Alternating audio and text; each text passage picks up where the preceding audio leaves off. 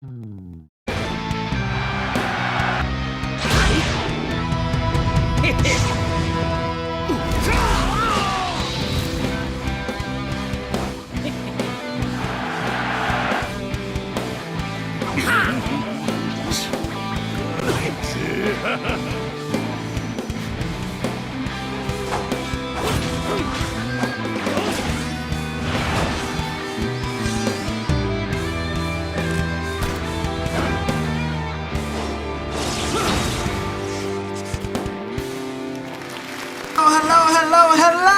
everyone!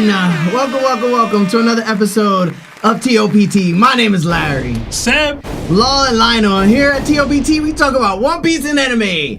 Woo! Episode 251. And as you can see, the twins are not here. Lawrence just showed up. Lionel will be here a tad bit late, but there will be 4 of us today. And first and foremost, Marv, we're live, right? All right, bet. Thank you to Marv for hosting another 251 banger for us. Guys, I love you so much. Thank you so much for being here in the YouTube live chat. Hello, Facebook, Spotify. How you doing? Nah. You? Oh, I was about to say. Oh, it's Marv. Marv locked in on 2. Yo, also, Apple Podcasts, thank you guys so much for being here. I appreciate you so much. Just want to give a huge shout out to all the people that like our video and our stream. Listen, every time you guys do that, yo, it sends the video into the views heaven. We see so many views throughout our episode because of it. Last time we had 2,000 likes, we reached like 30K views. It was close to like 32K, I think. Just want to say thank you. Please like the video if you haven't. To all of our super chatters, all of our super donors, all of you guys that come through from other ways to come here and just to speak your piece and to talk to us, I just want to say thank you. Every time you send one, best believe we're going to read it. It just takes time because we're a podcast and not actual streamers. You know what I'm saying? Also, today's agenda is going to be chapter 1180. You know what I'm saying? It's a pretty big chapter. I don't think we need 4 hours. So we're not going to go 4 hours. We'll be in 3 hours. You know what I'm saying? But there will be a call-in stream tomorrow as well at 5:15 p.m. 5:15 p.m. we will have a call-in stream. What else? Oh, on my personal channel, I put out a Street Fighter official trailer review. So if you guys haven't visited my channel yet, it's a pretty good episode. I mean, pretty good like little video I dropped. I'm going to be posting my Mortal Kombat one because I haven't watched the Mortal Kombat trailer either. And I just did, so I'm going to post that as well. Other than that, is there anything else I need to mention? We do have some new emojis. I don't know if you guys saw our YouTube emojis. I have to update them, but Red Eyes, our editor, that does art for us too, like our merch, he ended up making emojis of all 4 of us in our One Piece costumes, basically. Oh, yeah, nice. Yeah, that we have in our intro. Cool. I have one minor announcement. It's something I should have announced a couple of weeks ago. You pregnant? I completely forgot about it. I don't know if you remember, Larry, that we had our One Piece bingo board for 2026, the predictions, where we had all of our Yonko tier members on Discord submit predictions for what could happen for 2026, and one of them was an emu face reveal. Oh. So that hit a couple weeks ago. Wow. I completely forgot who it was that did that, but mods, I'm gonna get with them. The prize for being like a selected, like somebody who had something that was submitted and worked and happened, they get like a crazy amount of experience points on Discord. So hopefully we get all the more closer to actually completing bingo. This was not a corner piece, so it's not, one of the clutcher ones, but yeah, shout out to whoever it was. I gotta remember who it was. I'll probably make an announcement on Discord itself, but we on the board, y'all. 2026, we're on the board. It took us 3 months, but we on here. We on here. Yeah. But other than that, we're just gonna go through some super chats, and then after the super chats, we're gonna dive right into the chapter itself, starting with the reader requests. It's 6:04 right now. We're going to do until about 6:15 of super chats, so about 10 minutes. And then, yeah, that's it. So let's say what's up to chat and do some super chats, Seb. Yeah, I see a bunch of people in chat. Hit that like button. It does help with the YouTube algorithm. But I see David Yokes in here. Toby's in here. Xavier O'Dilly is in here. Lace Up, Swag, Stupidity, Astromac, Roberto Figueredo. What's up, Daron? Twilight Straw Hat's in here. Mugiwara Rajai is in here. Azimba's in here. Young Vito, Judgment, Tech Deep Throw, Thrassin, Eclipse. Just so many, man. We really appreciate y'all being here. Hit that like button if you haven't already. We did get $10 super chat from Franco Cervantes. Thank you. It says, do you guys know the new Avatar Aang movie got released online to everyone? My local bar gave 0 Fs and played it on the big screen. Personally, I'd rather watch it than be spoiled by clips online. 10 out of 10. Yeah, I saw that. I have every intention of watching this at some point. I game planned to try to watch it over this weekend. I just had a lot going on, so I couldn't do it. But I'm a huge Avatar fan. I don't know if you guys know that, but I am a huge Avatar fan. Bro, just admitted to watching it illegally. It's out there, bro. In fact, the people who created it were Sebastian's basically saying he's going to watch it at a later date when it's legally out and available. That's what he meant. Yeah. We get you though. We're all excited. It'll be watched. Yeah. I haven't seen it yet. No, I get you. You get what I'm saying? Yeah. As you rightfully shouldn't have. So, being such a righteous man. Yeah, I'm excited for it, man. But as far as the local bar, maybe check in with the patrons before you do that. You know what I'm saying? That's kind of wild. What if you wasn't trying to see it? You have plans with your family to go watch it. it's just on. I will say it is very unfortunate that it did come out this way. And I know that a lot of people are like, this is Paramount's fault because they were the ones with it already done and made. And they had a release date, which is later this year. And they should have just put it out in movie theaters first and then brought it to Paramount Plus. I think that's a valid way of looking at it, but it's also, I don't know how to express it without talking about corporate greed because it is somewhat in that realm for me. Yeah. I think about the animators too, and I think this is the people who really suffer. Like the fans are going to be able to be blessed with content like this. This is something that we waited for a long time. But I do think that people that actually do a disservice to the animators because when you don't watch it on Paramount Plus, the money doesn't come in. And the animators don't necessarily get credited or looked at for the next job where we might get that next Avatar movie, but because you decided to watch it illegally and you distributed it to the entire internet, Paramount Plus doesn't get those viewers anymore. And if they decide to release it in theaters, I don't know if people are going to go to the theaters to watch it again. So what happens? You get this one lonely movie moving forward unless another company picks up the Avatar property and creates the movie and does it the right way next time. So I think you're cheating yourself out if you decide to watch it this way. Now, I'm not here to tell you that it's wrong or right. It sounds like you are. I just think that if you want more content like this, you need to do what's responsible of you in order to get that content. Regardless of how you feel about Paramount handling their activities regarding this property. I would have loved to see another Avatar movie like this. I've talked about it actually with you guys after I finished Avatar, like the show. I was like, we moved to Korra? We ain't go to like adult Aang and you know what I'm saying? Like, I want to see that. Right. And now they may never do something like this again unless somebody has, Paramount sells the property. So it'll be a long time, probably like another 10 years before we even get something good like this again. And I think everybody needs to think about it that way. It's unfortunate. Or just watch it twice. People are not going to watch it twice, though. Maybe not. No, people are not going to watch it twice. Maybe.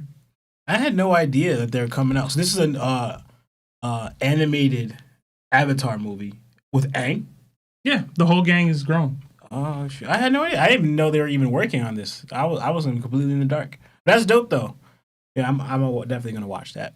It would have been great in theaters. We could have watched it together. Yeah. I don't know why they would have made the decision not to put it out, but I mean that's corporate jargon. We did two movies like that. We watched the Dragon Ball Z with Brawley, And then we went to watch the One Piece movie. Oh, the Broly one was such a good one too. We had such a great experiences. It was like what, 13 of us? We had mad people. Yeah, we did. We had mad people. And we did the other one with the Bullets movie. Oh, Stampede. Yeah, you know what's funny? You remember when we went the first time and we went for the English subtitles? And we were Japanese, so we had to come back like the next day. No, it was dubbed. It was it was dubbed. And everyone was like, nah, we can't do that. We're such weebs.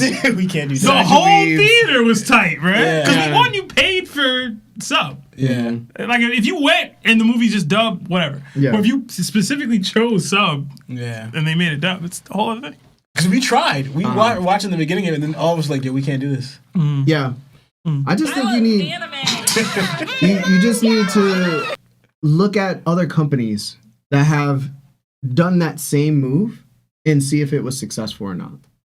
And you would have learned that Disney tried this already with their streaming service. They tried it with the Black Widow movie.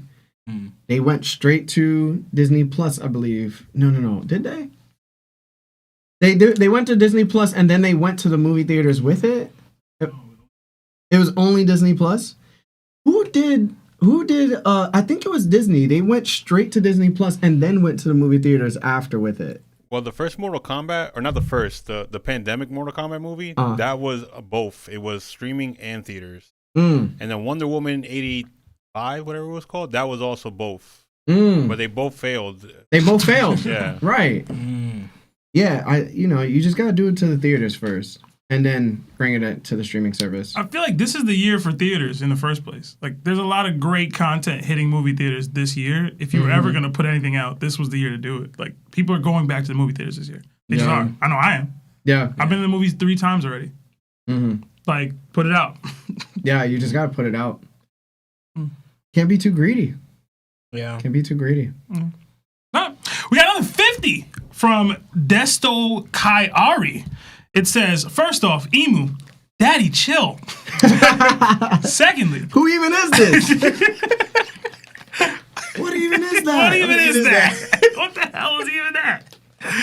But secondly, I believe that Luffy/Loki can't be Diamond Reversi because they're both pure of heart. Looking back to Boa saying that about Luffy and her powers not working, would be safe to assume maybe Loki. Think about it. Thank you for the huge dono, by the way. Jeez. Yeah, thank you. Holy. I could definitely see more of Chopper being pure heart with Luffy. I don't see anyway where Loki is. This is me though. I mean, I wouldn't go that far. I feel like Loki's a misunderstood person in general a lot of the time. But his ambitions and goals definitely don't align with the purest of natures. But everything he's ever done so far has been pretty reactionary to the bullying or torment and treatment that he got as a kid. So I guess deep down, look at his actions, look at the things he's doing. He's doing things that are supposed to emulate Harold. He wants to protect Elbaf. It's like a lot of the stuff is still pure heart in totality. He just is misunderstood or misguided. So I think if you go to the core of Loki, there might still be a pure-hearted person in there. But I would probably agree with you though. Yeah, I'm thinking the way he treated Hadruden is right. Because he's your brother, but you're legit looking down on him just because he's not the same blood fully as you. He has a different mom than you. That's not the only time he's shown that he's not pure-hearted either. Yeah. When he went back to his home village because of the death of Ida, he went back with the necessary intention of murking everybody at the village. He was even holding one of the men who he supposed poisoned her by the throat and murked him. When you look at Luffy, Luffy never goes to murk any of the enemies that he's had. He just knocks them out. And then Loki actually killed those people. The village was on fire, my brother. So his abilities lean to that. We don't know. Well, I guess he didn't have them yet. We don't know that he ended those people's lives. We don't know that. We don't. Dude.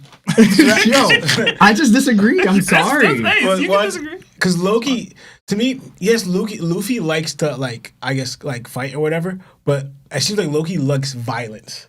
There's a difference. So does Luffy. He doesn't like violence. Because, for example, right? And one of the things that stood out to Luffy, why Bohancock saw that he was different, Pure Heart. Remember the whole situation where it came to, not her sisters. Well, what were the two ones that helped Luffy? The two girls? The twin. Margaret and, yeah, I forgot the other ones. Exactly. So Margaret and someone else, right? Remember, they broke a law by doing that, right? So Bohancock stoned them. And the whole thing was like, Stone sounds so crazy. Some of them. So the whole thing was like, all right, we'll give you, because Luffy wanted to leave. He's like, we'll give you a ship, right? Or you lose the ability to get a ship and leave the island by. It's like you have to make a choice between them, unstoning them, or or you getting a ship and leaving, without even a hesitation thought, without even thinking about it. Luffy's like, oh, you'll help them out. It wasn't even thought of, selfish desire. And Bohancock thought this is most men or most people. We're going to choose themselves because Luffy was held prisoner, he's being attacked, all that situation. You're going to think about yourself and how you could get out of the situation that Luffy was in. Most people think about themselves in that way. Okay. And Luffy immediately thought of, not even thought about himself. Immediately, oh, you'll help them. It was like, oh, the answer is you're going to help them, right? Loki's not doing that. Okay. Loki's very much himself in that aspect. Okay, Lawrence. Maybe. Because Loki's entire character to this point is somebody taking on the responsibility and the burden and the lie as if he did something that he didn't do for the sake of others. It's part of what he's doing. It is just part of what he's doing. But to the degree that Luffy did, maybe not. But you can't for sure say Loki wouldn't make a similar decision there. You can't be halfway though. That's the reason for pure heartedness. Exactly. You can't be half pure. You have to be pure, right? Because if you're not pure, then you're not really, you know what I'm saying? I've seen Loki hide in mist and just destroy government ships with people on them. Do we know if they pass away? We don't know that. But we know that that's something that Luffy just wouldn't necessarily do off whim unless they're attacking him. So he's defending himself, whereas Loki's actively trying to destroy people's livelihoods. That's not fair. It is fair. And you know why? It's the world government. They terrorize the world. What did Loki tell us when we first saw him and he spoke to Luffy and he said what he was? Out said loud. He was the sun god and he was going to destroy the world. Right. Does that scream pure-heartedness to you? No, but right. But hold on. Oda does this thing in almost every character where he has them. This is their point A, where we meet them. They end up on the exact opposite side of what they represented originally, right? Yes, sir. Loki could just be another example of that. It's not at face value, sure, he's not pure of heart, he's evil, whatever. But to me, the peeling back of the layers of him is the point. Sebastian, all right. We gotta move on, but I'm gonna bring out one more perspective. Luffy doesn't want to be a hero, right? But he constantly does hero stuff. But his concept of why he doesn't want to be a hero is simply that he doesn't want to share. Doesn't want to share his food. So, extent, he wants to eat his food. But he thinks heroes give up their food, right? So then he doesn't want to share it because Luffy, we saw he shares his food all the time. We saw recently when he was eating, he's legit thinking about others. We got to give some to Usopp and Brook already, right? When it comes to food, right? So we see that Loki.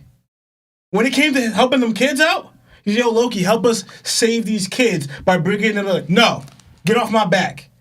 Is Luffy doing that? Bro. When it comes to, for example, Luffy doesn't want to be a hero, but when someone asks him, yo, Luffy, help us take these kids to a safer space, is Luffy not doing it? Well, you're taking the words you're taking the face value of those words and acting like it's the actual value. Loki's doing everying in his power to protect Elbaf. No. Right now, those kids, everyone included. Yeah, but he's doing. That's not true. It is. He is. He's doing everything in his power. He's like, yo, release me so I can protect Elbaf. The praise, the hero worship that he would get from that. He doesn't want that. He wants to protect it. All right. So hold on. So what does Loki know about Yggdrasil's weakness? That flame is a problem. Lightning. Yeah. And flame. Yeah. And he's actively shooting all of Elbaf with the enemies on it with lightning. Look at the circumstance he's in. He's saying, yo, release me so that I can help. No, he was released. No, he wasn't. Yes, he did. He was partially released. Hold on, Sebastian. You're falling amongst your words, right? No. So, in the beginning, he used Ragnar to shoot lightning from it, set branches on fire, right? He was later released, goes into Nidhogg form, and what does he do? Okay. He's fighting the demons.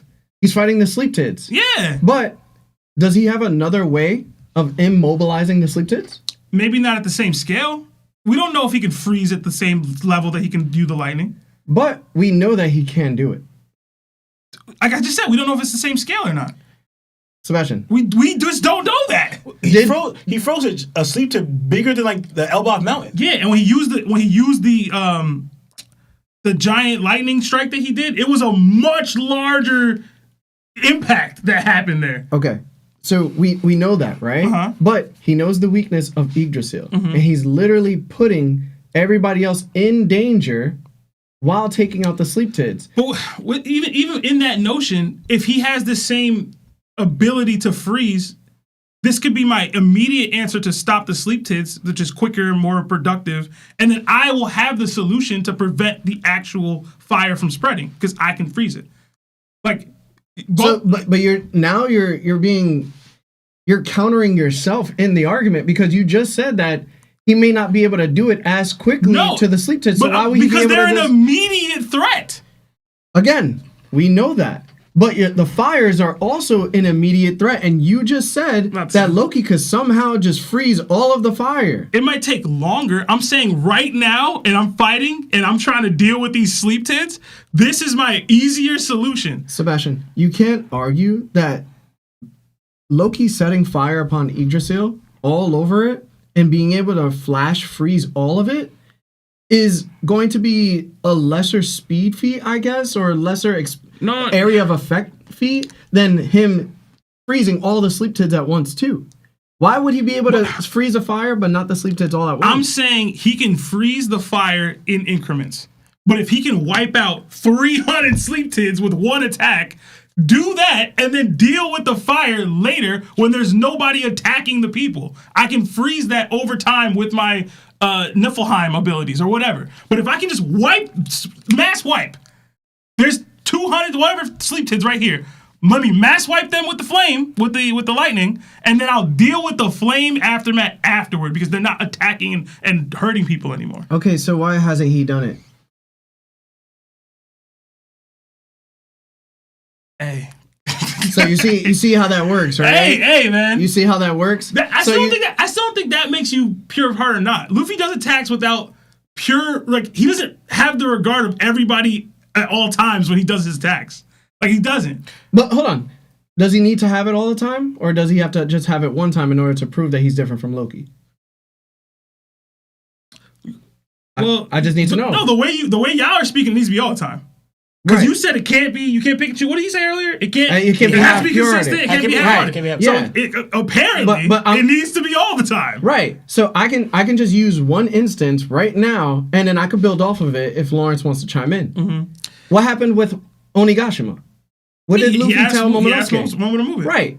So there's a difference there. So now you want me to keep going throughout Luffy's It's not the same. Luffy would have literally killed all of the people on Onigashima if he made that attack and hit, including his crew. There was no scenario where he should be attacking it in that way. When Luffy hits Lucci into ships, and he goes gear third and smashes into the Marines' ships, battleships, he doesn't care about the Marines' livelihoods in that moment. He doesn't care. That doesn't matter to him.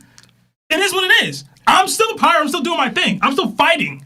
I don't have to account for every single person's well-being while I'm fighting. That's just not how it works. It just isn't. Sebastian loves to argue. I can stop. Sebastian, see, you're confusing. One, the Marines are his enemies. I'm not saying you have to see all your enemies, because also, too, right? The difference is, what Nami said was valid, right? And the reason why Luffy got yelled at, too, when does Luffy do that? When is Luffy's attacks endangering the people you're trying to help? Mm-hmm. The people. When has Luffy been in a situation where what he's doing is not helping but endangering, right? And then when has Luffy showed that he didn't care about that? Loki actively shows, because you said, that's all front. But when did he support the opposite? Right? He's fighting, but he kind of shows that, I'm fighting, I'm doing this, but I don't care about the consequences. Y'all just got to deal with it. I helped. So when Loki made these attacks actively that are apparently harming Elbaf in the way that you guys are suggesting, what was Luffy doing? Apparently? What was Luffy doing? I'm asking you, what was Luffy doing? Celebrating it, going, yeah, man, do that, do the lightning. That's awesome. He wasn't caring about the well-being of the Elbaf people. He was like, yo, this is dope. Did Luffy cause that, though? Well, you can cheer on, but I'm good, bro. No. Yeah, I got it. Sebastian. I got it, bro. You try to put it like this is literally what Nami yelled in the show. Nami yelled at, in a sense, Luffy too. Remember, this wasn't Luffy's doing, right? Even with the whole Vegapunk thing, Luffy felt bad because when he tried saving Vegapunk, he failed. He felt bad about it. Loki's not feeling bad about it. I disagree. If Loki was trying to save somebody like Vegapunk and failed, he would feel bad. You don't agree with that? He hasn't shown me that he would. So look at this. For example, let me ask you a question. Going back to the kids thing. If you switch out literally Luffy and Loki, and they ask Luffy, can you help us move the kids to a safer spot right there in that moment, what does Luffy do? I don't remember. No. Remember. Luffy wasn't asked. Loki was asked. But I'm thinking it's hypothetical. If you put Luffy in that situation, what would Luffy do? Because to me, the answer is obvious. He's probably going to try to help. He's going to help. He's going to help move the kids. Loki said, "Forget them kids.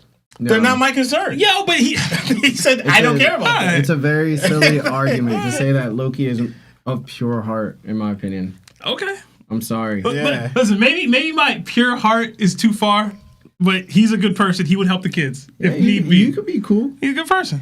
I do think that that's the reason why, though, that super chat for me doesn't make sense about the pure heartedness because I don't think Loki has the pure heart. Meanwhile, Luffy does. Yeah. So if both of them are unaffected by the Domireverse, it has to be another variable, which is the awakened mythical Hitos or whatever they are. In your opinion, if that was the answer, it would be poorly written for you right now. Yeah.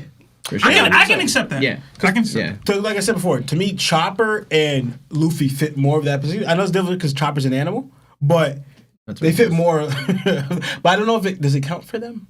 I guess because he ain't the human fruit. I guess it makes him human. I also think just in general that being the answer is so, like, I don't want to say cliche, but, like, it's kind of lazy.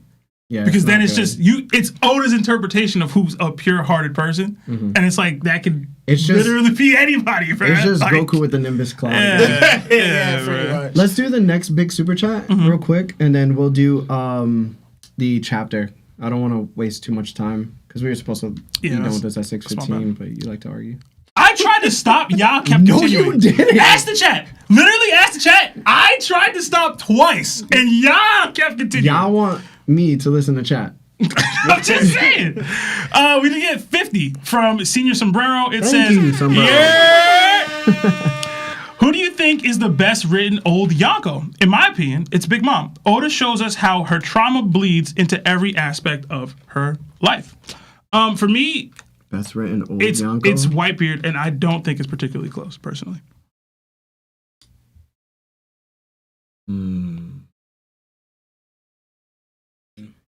I feel like I should go Whitebeard, but I feel like we really didn't get too much until like recently. Yeah.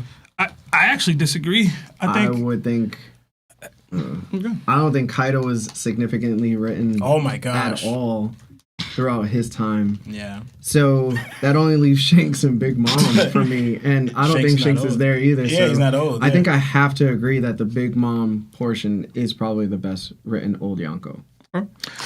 It's funny, out of all of them, she's the only one that got more fleshed out. Yeah. Like, Kaido, his backstory was basically non-existent. We got, like, what, 2 panels? Maybe? Of his backstories? that was it. Oh. I wonder if he gets any votes. And it's something that we all could have guessed. Like, yeah, of course. Kaido was fighting when he was young. Oh, my gosh. Like, you know what I'm saying? It wasn't anything. Big Mom was more in depth. Whitebeard, we got nothing, really. You know?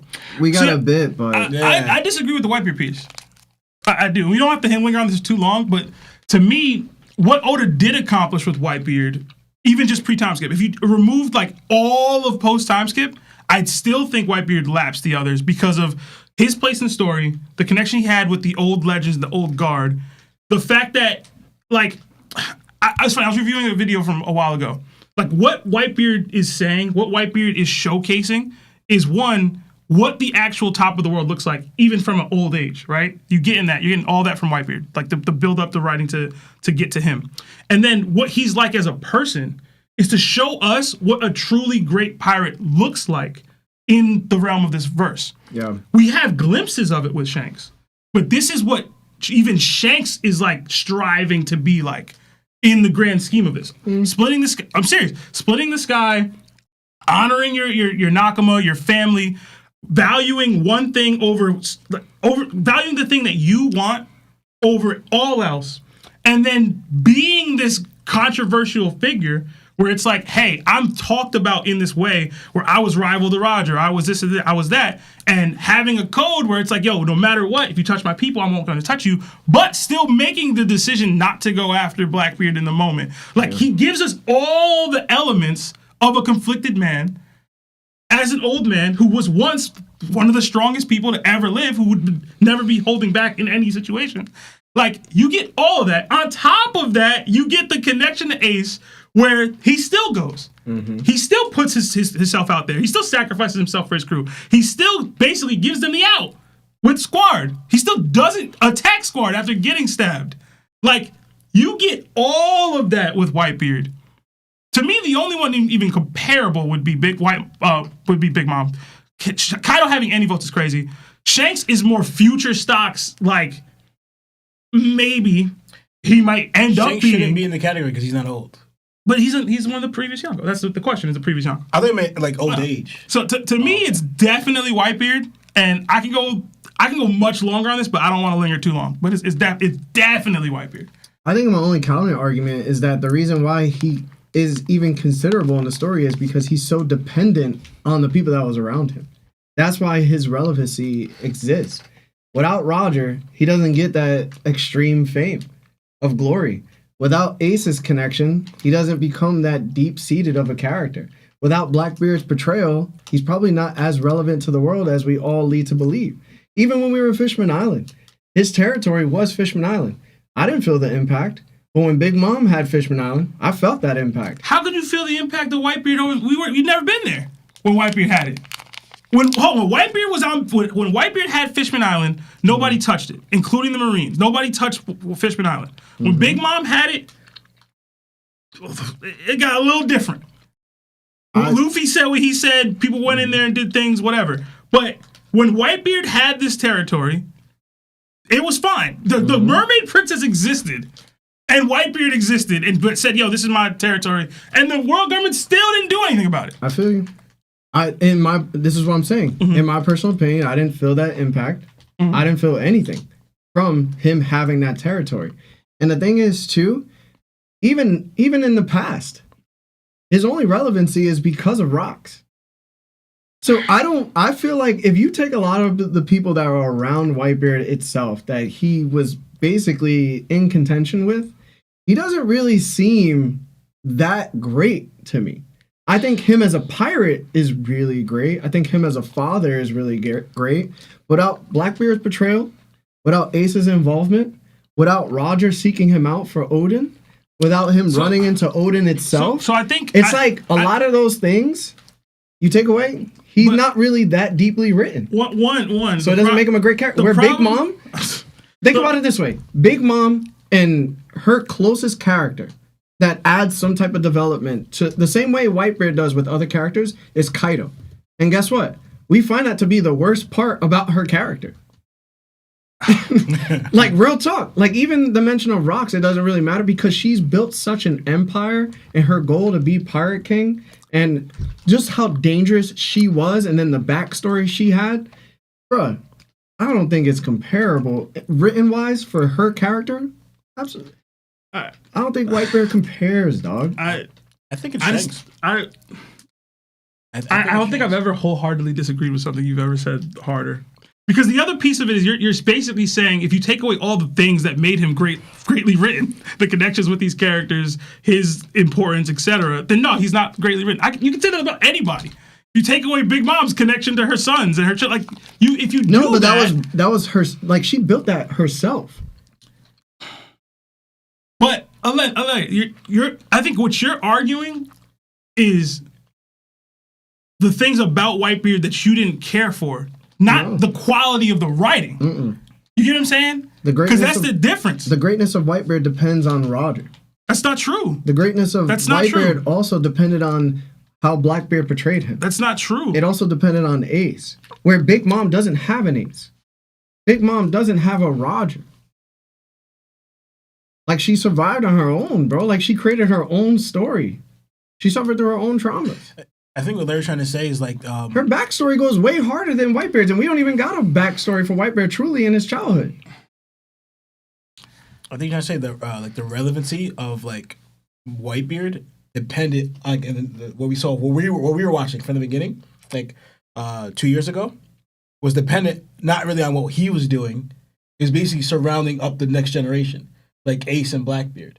You know, they were the ones trying to pursue things, and Whitebeard was just kind of like there for them in that era. But it's not really like him doing anything. It's more like that's what he like, because like ultimately, like it was like this is Ace's thing, because Ace he felt, and then he wanted to become a great pirate. But then the reason why Whitebeard even took Ace in was because of Roger, right? So it's like, and they showed up to the war maybe because of Ace. So I was talking about his relevancy was tied to other people, where kind of like Whitebeard was kind of coasting.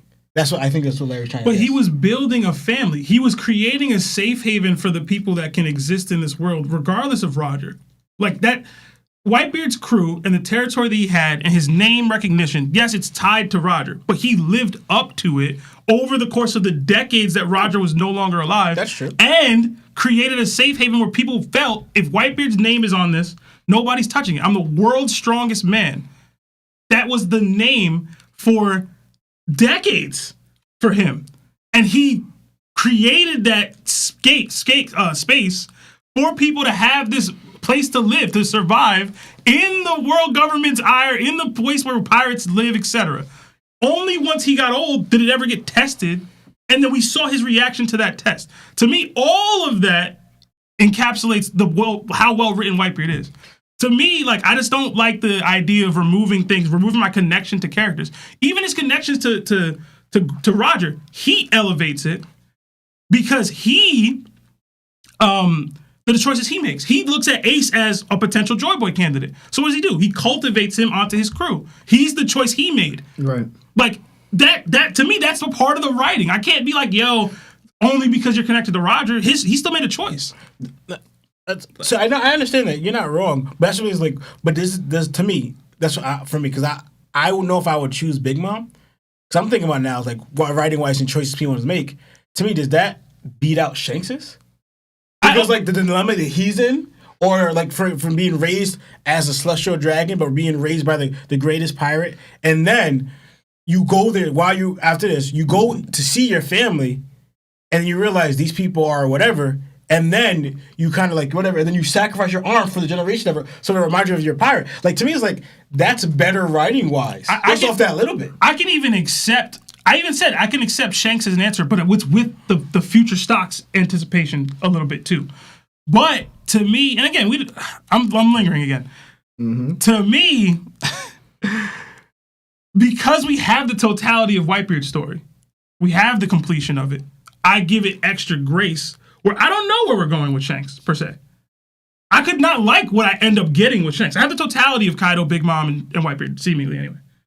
I don't have it with Shanks. Mm-hmm. If Oda fumbles the Shanks, he already gave Shanks a twin. If Oda fumbles Shanks, how am I going to be like, yo, he's greater than Whitebeard, who I consider one of the best written characters in the entire series at this point. Yeah. But the issue is, it's Whitebeard's ambition. And I think that's where you keep running into the road being blocked. This is the other problem with your view. My bad, I'm cutting you off. I think it's okay. Y'all are negatively accounting for Whitebeard's ambition when that's the point. That you can be one of the strongest and greatest people in the history of the world. And in reality, what motivates you is something so pure, so innocent. Mm-hmm. That's the point, bro. Like, listen, I'll shut up. Yeah, I'm gonna shut up. So the detriment of your argument is that Whitebeard's ambition is not as big as everybody else's. So what ends up happening is that he becomes a part of other people's stories. Meanwhile, people are making up their own stories. So you can be as strong as you want to be. You could be as untouchable as you want to be. You could create this safe haven for all these people. And yes, that does make him well written. But in the terms of the grandest of scopes within the One Piece realm, if you're always a part of somebody else's story, your story necessarily ain't that great. He doesn't know about anything regarding the One Piece or about Joy Boy unless Roger tells him. Okay. You feel me? Like, he doesn't even think Ace is a capable Joy Boy candidate unless Roger tells him Joy Boy exists. As far as we knew, he only knew that there was gods that existed on the Red Line at one point. You know what I'm saying? Everything else was because of Ace, was because of Blackbeard, was because of all these other characters that happen to have him in their story. So it's not that it's not Whitebeard's fault. But when it comes to well written, I don't think he serves that pedestal as much as Big Mom does. Just doesn't. I could go on for days about Big Mom and her intricacies of network, and also her family dynamic, and also her childhood and raising. We could. We can go on and on, especially when she comes up to Wano and her importance to Kaido, and then the reflection of rocks. We gonna get into the amnesia. So too? again, but you can't. We gonna get into the mothering mode and the nonsense that goes on there. We gonna get into the inability to use Haki in moments that she should use it. Are we gonna if we're gonna talk about how well written a character is? We've all had varying complaints about Big Mom for various reasons. Those complaints don't exist for Whitebeard. At least not for me. I highly disagree that they don't exist for Whitebeard. Okay. Literally, his whole legacy almost came apart because of the things that he chose to not take action upon. Like, literally, people were gunning him because of the whole Blackbeard situation. Like, he almost tarnished his entire legacy because of it. I think we have a fundamental difference in thinking on what poor writing is or bad writing is. But that's fine. Anyway, we will see. All right, let's get into the chapter. Yeah. So, are you guys ready? Yep. Let's get it. So, this week's chapter is titled Omen. We start with the reader request, captioned, Vegapunk modifying Zeus to rain candy instead of water by honey liquor. And it delivers exactly that. Vegapunk is standing under an umbrella, looking up at a modified Zeus as it showers candy from the sky. Chopper is overwhelmed with happy emotion, while Nami casually snacks on the falling treats. The whole scene has a fun, wholesome vibe. Everyone looks like they're having a great time. So, starting off with Seb, what are your thoughts on this week's reader request, bro? I didn't have much. I saw it. I be thinking about Chopper's health because he a doctor, so he should know better than to eat all the candy that he be eating. And I wonder, he's not a dentist though. Yeah, but that's a lot of sugar. I wonder what his A1C is. You know what I'm saying? I'd be worried about him, bro. He probably good. He probably got a drug to help him with that, but I don't know, man. As a pre-diabetic myself, I feel like Chopper got to watch out. He got to start going to a doctor, you know? And I guess Vegapunk is one, but he doesn't seem to be helping here. You know what I'm saying? But no, I thought it was cool. That's a little cute little situation. I like Zeus. Yeah. In the cover story here. All right, that's it. Mm-hmm. All right, Law. Not much. I was like, unless you reversing him back, you could switch between the rain and candy. This was to me, it's an irresponsible way of using Zeus, because of how the benefits of what he can do, and you switching him this way. I was just like, I hope that's not permanent. I know it's a gag or a comic, but I was just like, this was just funny to me and kind of foolish. But yeah. Not practical. That's not going to help. Especially with Nami. That's Nami's main source of fighting ability. And you're going to make her eat candy. And that's not going to be useful at all in her fighting ability. But that's what I thought. But yeah. What's up, Lionel? What's up? Do you want to talk about the cover story, or do you want me to just skip it real quick and go to me? Yeah, because I don't have anything. All right. So one of the reasons I love our podcast so much is because we're not afraid to theorize, take strong stances, and break things down based on what we truly believe should happen, only for Ichiro Oda to come in the very next chapter or two and prove us completely right or completely wrong, or leave us stuck in pure purgatory with our takes. The latest example comes straight from our recent chapter review before this one. Law brought up the whole how Mary Joa is suffering from a food shortage, and how York should be able to provide the food that they're lacking. And Sebastian pushed back because York happens to not be Stella Vegapunk or any of the other Vegapunks, or she might not even have the materials in order to provide this vending machine that me and Lawrence brought up that was on Egghead that feeds people.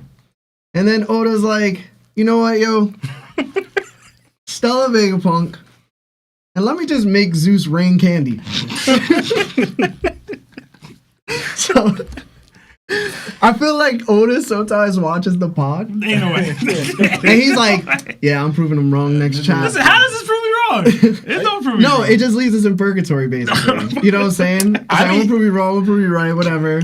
Or just have you stuck. Bruh, if you could turn a cloud to make rain candy, a sentient cloud. How's that even possible? And you tell me like he's gonna struggle making a vending machine that produces food? I think this answers it. So this is where I said that it leaves us in purgatory. Yeah. Because Sebastian was right.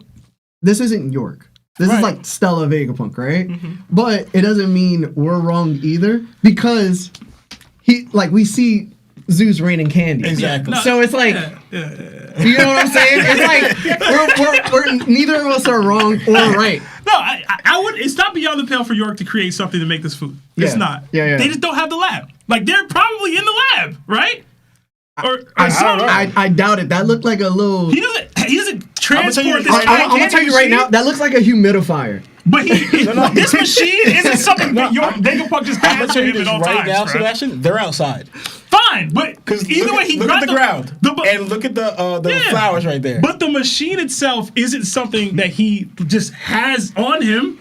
It's not something that York will just have on her. This is from the lab. I just feel like there's a lot of money at Mary Jo. Yeah. You know what I'm saying? It'd be pretty easy to we talking about make anything they want, especially if the Gorosei got direct contact. And also, they talk about what, 500 years into the future is supposed to be his mind? We have Tony Stark making stuff with some scraps. Charlie Vegapunk can't put that Tony together. Stark put this in a cave. A bunch of scraps. That's my favorite line of dialogue from all the Iron Man movies. That's my favorite one by far. So I had another thought from this reader request. Back in 1996, we had a movie called Kazam or Shazam, depending on the Mandela effect. You suffer from memory-wise, starring Shaquille O'Neal, and somehow also remembered as Sinbad, who could have been the star. Who knows, right? It's about a kid named Max who found a stereo box, a boombox, and he unleashed a rapping genie. And with this genie, he wished for candy to rain and for it to pile from the floor to the sky. And it rained candy. And I thought back to my childhood, and it brought back such a good memory because I loved that movie at one point. And I just wondered, like, did Oda watch Kazam? Like, Probably. Does he even know, like, this is a reference if he is making one? And I just really love the fact that, like, this happened. So looking at it in real time, I really appreciated that.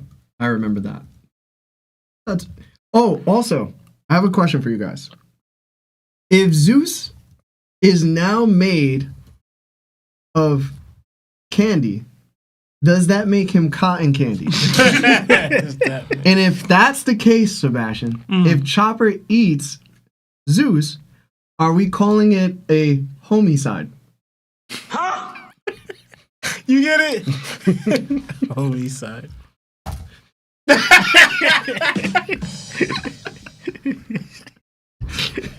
No? Didn't hit well? It's okay. I'll probably get you later on. All right, since we decided to go on for forever with the super chats, we're gonna just go right to the first part of the chapter, okay? So, this chapter picks up right where we right where the last one left off, with Emu positioned at the tip of Oris Castle. The land itself is still eerily singing, while black flames continue to burn without end. As the laughter crescendos into one final haunting note, Emu suddenly vanishes. Moments later, Stanton and Haruden are left confused, until Emu reappears instantly in the center of the western village. The sudden arrival unsettles everyone. Emu wastes no time demanding to know who the king of Elbaf is. We then get a striking full-body look at Emu, surrounded by dark, ominous flames. Dory and Brogy shout back that Elbaf has no king, questioning who Emu thinks he is. Emu ignores them completely, instead noticing Somers being held between Gerd's fingers. As Somers calls out to the Great One, everything shifts in an instant. Gerd's fingers are suddenly sliced clean off. Somers drops, and Gerd hasn't even processed what just happened. Emu casually calls out to Somers, annoyed. Gerd looks down as her severed fingers begin to fall. Haruden shouts to her, and Zoro notices Gerd's fingers too. As Somers hits the ground, Gerd collapses backward in shock while Stanson rushes to catch her.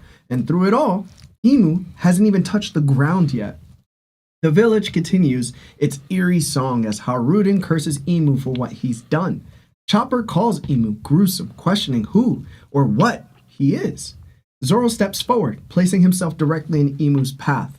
Meanwhile, Somers retrieves his own heart, visibly relieved. Zoro questions Emu, asking if he's part of the God's Knights as well, but Emu offers no response. Emu doesn't even look at Zoro. Haruden charges anyway, declaring Emu an enemy regardless. Stanton tries to stop him, warning that they don't understand Emu's power, but Haruden ignores him. In a split second, Stanton intervenes and kicks Haruden out the way and pays the price. Emu slices off Stanton's right leg, the attack clearly meant for Haruden. Stanton's eyes go blank as he collapses. Haruden cries out in horror. Chopper is in disbelief. The surrounding giants shout for everyone to stay back, realizing just how dangerous Emu truly is. Haruden apologizes while Brogy, again, demands to know Emu's identity. That's when Zoro locks in. Channeling his conqueror's Haki, Zoro unleashes King of Hell, Three-Sword Serpent, Purgatory Onogiri. He blitzes towards Emu. Emu then looks at Zoro, but Emu once again takes his eyes off Zoro, only to block Zoro's attack effortlessly using his tail. Emu then prepares a counterattack, a dark presence forming in his hand. He utters a single word, Omen. At point-blank range, Zoro takes the full force of the attack. Chopper shouts out to Zoro in panic. Haruden immediately follows up, preparing to swing his axe, but Emu repeats, Omen. This time, the impact triggers a massive explosion upon contact. Haruden is blown back, heavily damaged. As the explosion is taking place from Haruden's demise, Zoro is already down, swords sheathed, eyes closed, clutching his shoulder. Starting with Lawrence. What did you think of the first part of the chapter, bro? I want to show out Emu was fast as heck. Yeah. Like how quickly he covered that distance from the top of the castle to where Zoro's group was. And it made me think a little bit of the world government techniques, Soru, you know? And I'm not going to say, I wonder if they were, because I don't Emu's doing any teaching, you know? But I wonder if inspired by his existence. You know, because he's the ruler of the world government, right? So I wonder if it came off his power and ability, like Zoro, because how fast he's able to move covering that much distance, right? So I thought of that. And, but also, too, like, when I saw the speed he used from, like, covering the distance to go where they were, but also the speed he used to come and, like, you know, cut Gerd's fingers, I don't think he's using Zoro there. I think he's just moving that fast. And they're barely even able to react. Like, we saw Gerd's fingers get off, and she didn't even realize her fingers off. It was almost like Kizaru when he first was fighting the supernovas, and he was like kicking them in the face. Yeah, in the face. Yeah. And he even realized he got kicked until like he's already on the ground. It was like almost like that. He was moving that fast. And so I got that. Yeah. So and Emu, this panel standing like that reminded me of Enel. When he stood there with his staff, because I thought it was something too, like they both stood there like in the staff, like kind of like showing this superior appearance. But also too, you see Enel had these big old baggy sweatpants, similar to Emu, but Enel had these in his pants. He had these stripes.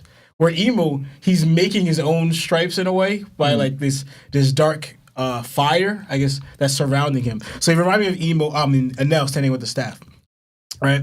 And Emu easily blocking Zoro's Conqueror's Haki attack with his tail alone was crazy to me. But I also looked back, and it's actually one of the Zoro attack the attack that Zoro used was actually one of the attacks that he used against Albert in his fight in chapter 1035. Right?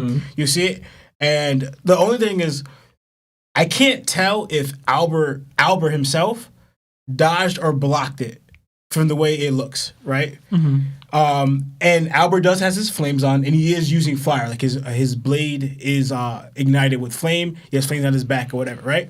But the way Albert's positioned, I can't tell if he dodged the attack or he blocked it, whatever. But I just want to point out that like that's a similar attack what we saw him use against Albert in that fight, and then that Zoro responds, "Oh, he has his flames on. There's no point in attacking." So now he's kind of just like chasing after Albert, whatever. I know what you're saying. Yeah. Yeah, you can't tell. It was page 12. Yeah. Or destroyed the rock. Yeah. Yeah, I can't tell if it hit him or not, and I was like, I kind of wanted to know, like, you know, the gravity of it, but I can't tell if he blocked it or he dodged it or what's going on with that. It looks like he dodged it, right? Yeah, that's what I was leaning. We would have to watch the anime, but it looks like he did dodge it though, right? And his flame is on. Exactly, and he has fire on his sword too, because even his sword's hanging down low too, so I couldn't tell if it like blocked it down or whatever, but it did look like he more leaning towards that he dodged it, right? And also, seemingly putting down Zoro with one attack is also crazy in itself because we know Zoro's pretty much of a tank, right? And granted, we don't know the fight to continue, but it looks like he's down the ground saying, "Damn it!" It's like that almost you could even say he got one-shotted by Emu, you know? But that's just crazy enough showing Emu's strength. And also too, I noticed that even though it looked like Zoro put up his guard up in time, but it didn't, I guess, matter, or it got through beforehand, because if you look at Zoro's attack, he's like this, but when Emu's attacking him, he's trying to block, and his blades are closed right here, but the attack still went through to get past either his guard and move either fast enough, or it wasn't just aim-wise, whatever, but... You have no idea how much talk about this chapter between, like, Zoro and Sanji. It's been just... Yeah. It's I super haven't been on it. Yeah, there's a lot of people interpreting different things at the same time, but... I don't know if he's blocking or if he just took the attack and it went right through. Yeah. But either way, he does have armament Haki on his swords currently right now. So if he was blown back, I think his swords would have been like, his arms would have been extended. Yeah. You know what I'm saying? But there's also a clear difference in attack, which is, I would say, the same Omen attack on Zoro that it is on Haruden. And one's an explosion and the other one didn't explode. Yeah. No, yeah. So, there's something I want to... You got to... I think I could say... All right, I said... you got to page 9, right? Yeah, I got to page 9, but I didn't hit the Somers part at the bottom. You stopped here. Yeah, I stopped right there. That's fine. Zoro's on the floor. Because actually, I noticed something, right? Because I brought it... The last thing I said was like, all right, he looked like he blocked it. To me, at the very least, Zoro tried to block it. He got his guard up in time. Yeah. But the attack still went through. Like, you know, we see that happen in One Piece. Happened to Sentomaro with Rob Lucci, right? But I want to bring out this to notice, in case no one else noticed it. This now explains what we saw cut through Sabo and Cobra back at in the throne room. The tail. Yeah, in 1085, right? We saw an arrow kind of like cut through them, right? Yeah. So now we get to see that it was Emu's tail. Right? Yeah. But not only that, also, if you match the black silhouette form or figure that Emu looked like in the throne room, it's different. Yeah, right? It's different than when he looks out now. Yeah. But it looks like something else. What does it look like? So, notice how he's saying Omen. And you look at the head of the Omen, it looks like that but bigger. Yeah. Right. So and also too, we saw the Omen. What it did was eat Sabo's fire. Right. So we saw this thing when he shot it at Hadruden. It's opening its mouth, kind of like attacking Hadruden with its mouth open. So what I'm guessing is Emu is able to use this Omen power, but I think he kind of in that form, whatever, kind of like clouded his body in it or something. But it looked because like if you look at the mouth and the head of that thing, it looks like an Omen, just gigantic. Yeah. With Sabo. So I think he used that Omen technique or ability to eat Sabo's fire, and I guess protect himself like from that whatever, and also his tail to cut through Cobra and Sabo. But I believe so what I'm trying to say is the Omen doesn't just have offensive abilities, it has defensive abilities, which even protect him from Sabo's fire. Okay. So he can do both. So Emu could really fight, attack, and defend at the same time with the Omen ability by covering his body with it. What does it look like he did in the throne room? So I want to bring that to attention. I think that's all I have for now. All right. Lana, you want to go? I can move to Sebastian if you want. Yeah, move to Sebastian. All right, Seb? All right. Did Emu teleport? It looked like he did some Nightcrawler. He was here, then he wasn't there, bro. So I was like, did that man just teleport? That looked pretty cool to me. I would love that. Like the boof? Like that sounds like Nightcrawler when he teleports. That'd be pretty cool. The skulls on Emu's sash have this like stitching on them and seem to have like cracks, like they've been cracked open. I was curious about that. I don't know if any of y'all noticed that or if you have something for it. I don't have anything, but I was like, It reminded me of Kenjaku from JJK. Yeah. I don't know, though. But you brought up before how they're very similar to the snakeheads. Yeah, so, I mean, who knows? But I thought that was interesting. Like, is he cracking them open? Did he... Yeah. Did he took it out? I don't know. But he's pretty large, so they're also relatively large, too, I would assume. I'll get into it. Emu taking Gurd's fingers off was wild to me, bro. Yeah. Like, I'm not gonna lie, I wasn't ready for all that. I just wasn't. I wasn't expecting that. When I saw it, I was like, oh! Because Oda, he's shown a willingness to like inflict damage on people that's like repairable, etc. Yeah. He rarely does this type of damage that seems permanent to female characters. Yeah. Like, he just doesn't do it. Like, he goes out his way to, like, make sure it doesn't happen. Like, what happened to Staunton, I was still shocked at it. I mean, it happened after the Gurd thing, so I wasn't as shocked. But, like, that's the type of thing he'll do for a side character like Staunton. Mm-hmm. Gurd getting her fingers cut off like this, I was like, the lethality is here. I'm with it. Unless somebody can, like, repair it. Which is possible. Right. Chopper's here. Somebody's gonna repair it. Odds are... Get him on ice. She'll get those fingers back. But get him on ice. Get it on ice. Odds are she'll get the fingers back, but I'd be with permanent damage there, as much as I love Gurd. But it was shocking to me to see. I need all fingers. All fingers crazy. People online were saying that the music in the background is funny because it's like the opposite of the Drums of Liberation that we hear.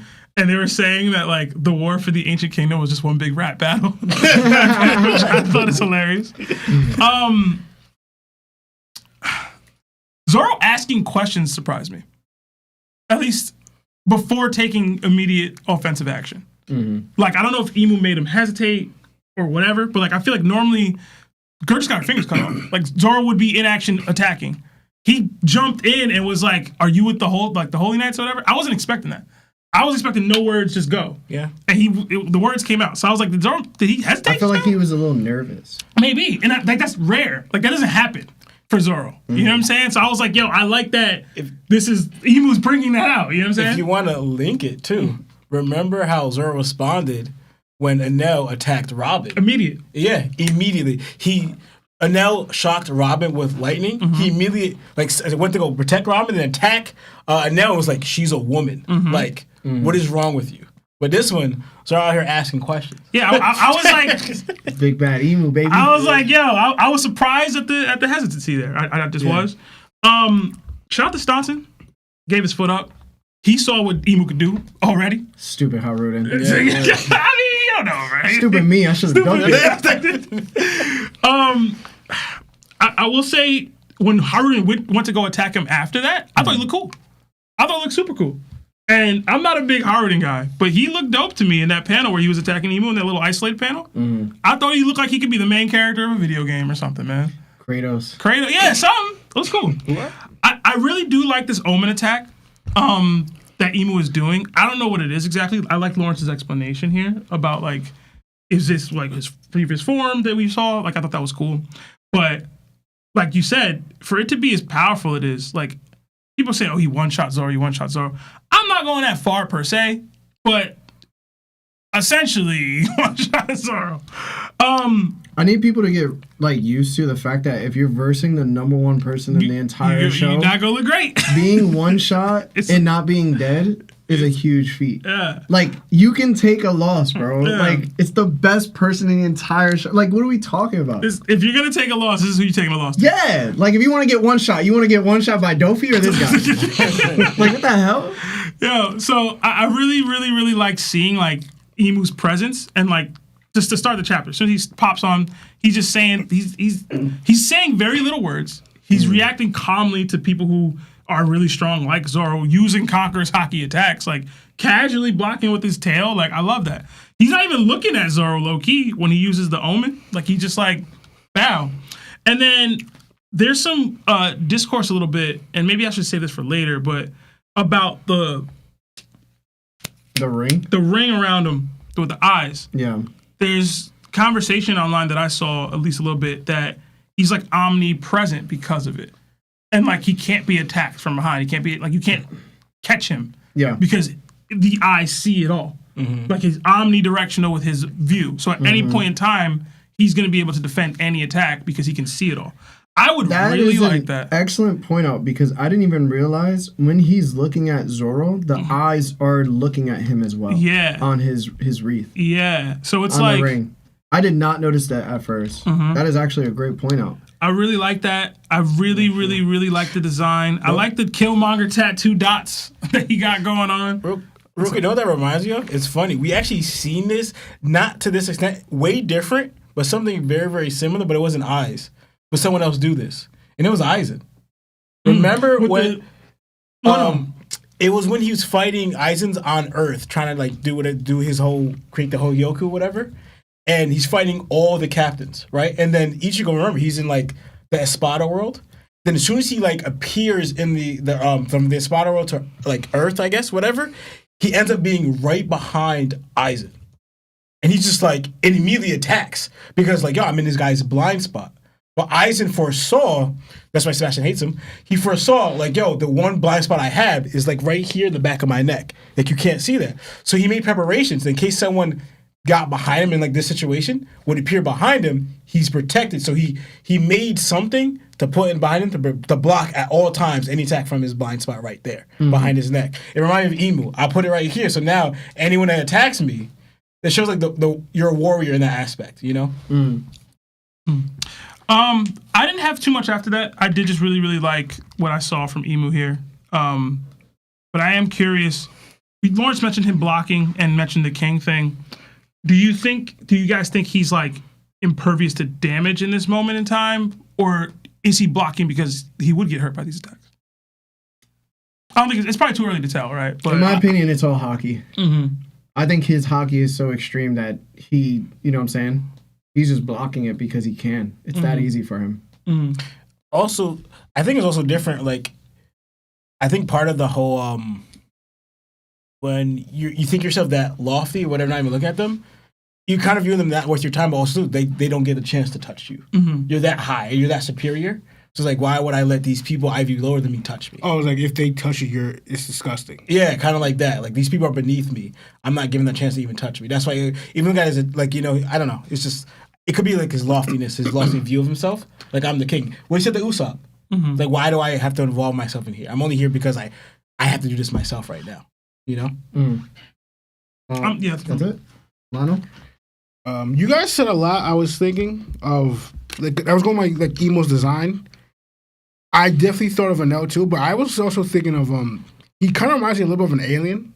A little bit his design, with those stripe things on the side, the dots, the hair. He also kind of reminds me and looks like a little bit like Madara. Madara, yeah. Yeah, like I'm getting different like vibes of designs and styles of what Oda did with Emu. It was crazy. I thought so too, that he possibly teleported like Law, or he just moved that fast, or it's like he's moving that fast as he is teleporting, but he's not. I was just seeing the change of pace on, like, if you look at the previous chapters on what Oda does with towards, like, you know, Master saying, like, with violence and towards like people getting attacks. If you look at even with Zolo's attacks or with other people, they use swords all the time, blades all the time. We see them. We never really seen anybody really get limbs and body cuts up like that. Only specific moments, like we had Kairos cut off his leg to be free to help the kingdom. You know, the only time we saw somebody get their limbs chopped off was Law, was by Doflamingo. But I thought the same thing. People like Doflamingo, and that's what Oda's doing the same thing with Emu. They're that violent that it could get to that. Because the only person you also go by Jack too, but you notice that Oda's changing the pace of the higher you're going, the threat level, the danger. Your life is more on the line, like more like dangerous. Like Oda, I mean, Emu did this effortlessly. Like he moved so fast, and as if it wasn't like he was so focused on Summers. To me, I feel like he didn't think Gerd as a person. Like, just what are you doing, Summers? Like he just did it immediately. But I'm just focus on the change of pace of the violence that Oda's showing, and especially towards the successful dragons and the Gora said they're the more violent type. Even though this one is with pirates, they seem more violently than other pirates. The only one you can link it to that's close to that is Kaido's crew, and that's understandable because Kaido's also similar to them in an aspect of how he views things. Like he's a monster, they're beast. Like again, another version of Emu, but different. Like they're animalistic people, but they're also humans. But like I was just noticing because that happened right away, and the same thing would happen in with that guy. I don't know his name who got his leg chopped off. Stanson. Yeah, Stanson. Because immediately when Emu came off in the beginning, when he went Gerd, he took out Barogi's arm. Yeah. So it's immediate action, and I also thought that too. Like, Emu kind of views his Gorosei, his knights, as capable and able to handle things as good as he is. Because when you see it, when Emu came here, he got here, then immediately he started taking action. The things are getting we're seeing it. Things are just getting handled like that. Emu thinks his knights are like that or the same level when they're not. When they get down to send something, they're having difficulties. That's what you even see. Why is it taking so long? You see Emu just doing like barely any words, just getting it done already. He's like, this is how it's supposed to happen. And that's what Emu was expecting and thinking. Yeah, I'm setting my knights. They're going to do the same thing. But nah, bro, they're not on your level. What are you talking about? You gave them all this stuff. They're still not on your level. But I just thought that was just funny, like Emu's mindset on certain things. And going with my understanding of what's happening. I did think Zola hesitated too, because like we see it a little bit of like later on in the what people are saying. Emu's presence is just crazy. As in, they're feeling his power. They're seeing this crazy figure person come out of nowhere. Like, they don't know who he is, why he's here. Their question is he with the Knights? What's going on? But he obviously he's kind of playing now because he just freed Summers. But just like this dude came out of nowhere and he looks crazy. Like he looks like his design is just like, yo, like what's happening? What's going on? Especially if you saw how he got here the first time. If you see all that happened and you felt tremendous power and this thing came up, everybody's gonna be on alert. Like, what's happening? What's going on? Like, and who is he? Like, because again, nobody knows who Emu is. They haven't seen him for centuries. No word. Only select few people like Ivankov off, doing research off the little information you can find. They know who Emu is. So like, this is just they're so mind-boggling, struggling to comprehend what's even happening right now. And now he just comes out of nowhere with violence, like just doing crazy stuff. Like, and they don't know if it's the same person who was in Gonko's body. They don't know if that's a link. They don't know if that's the same person who took up Barley's arm and did all that other stuff. They don't know.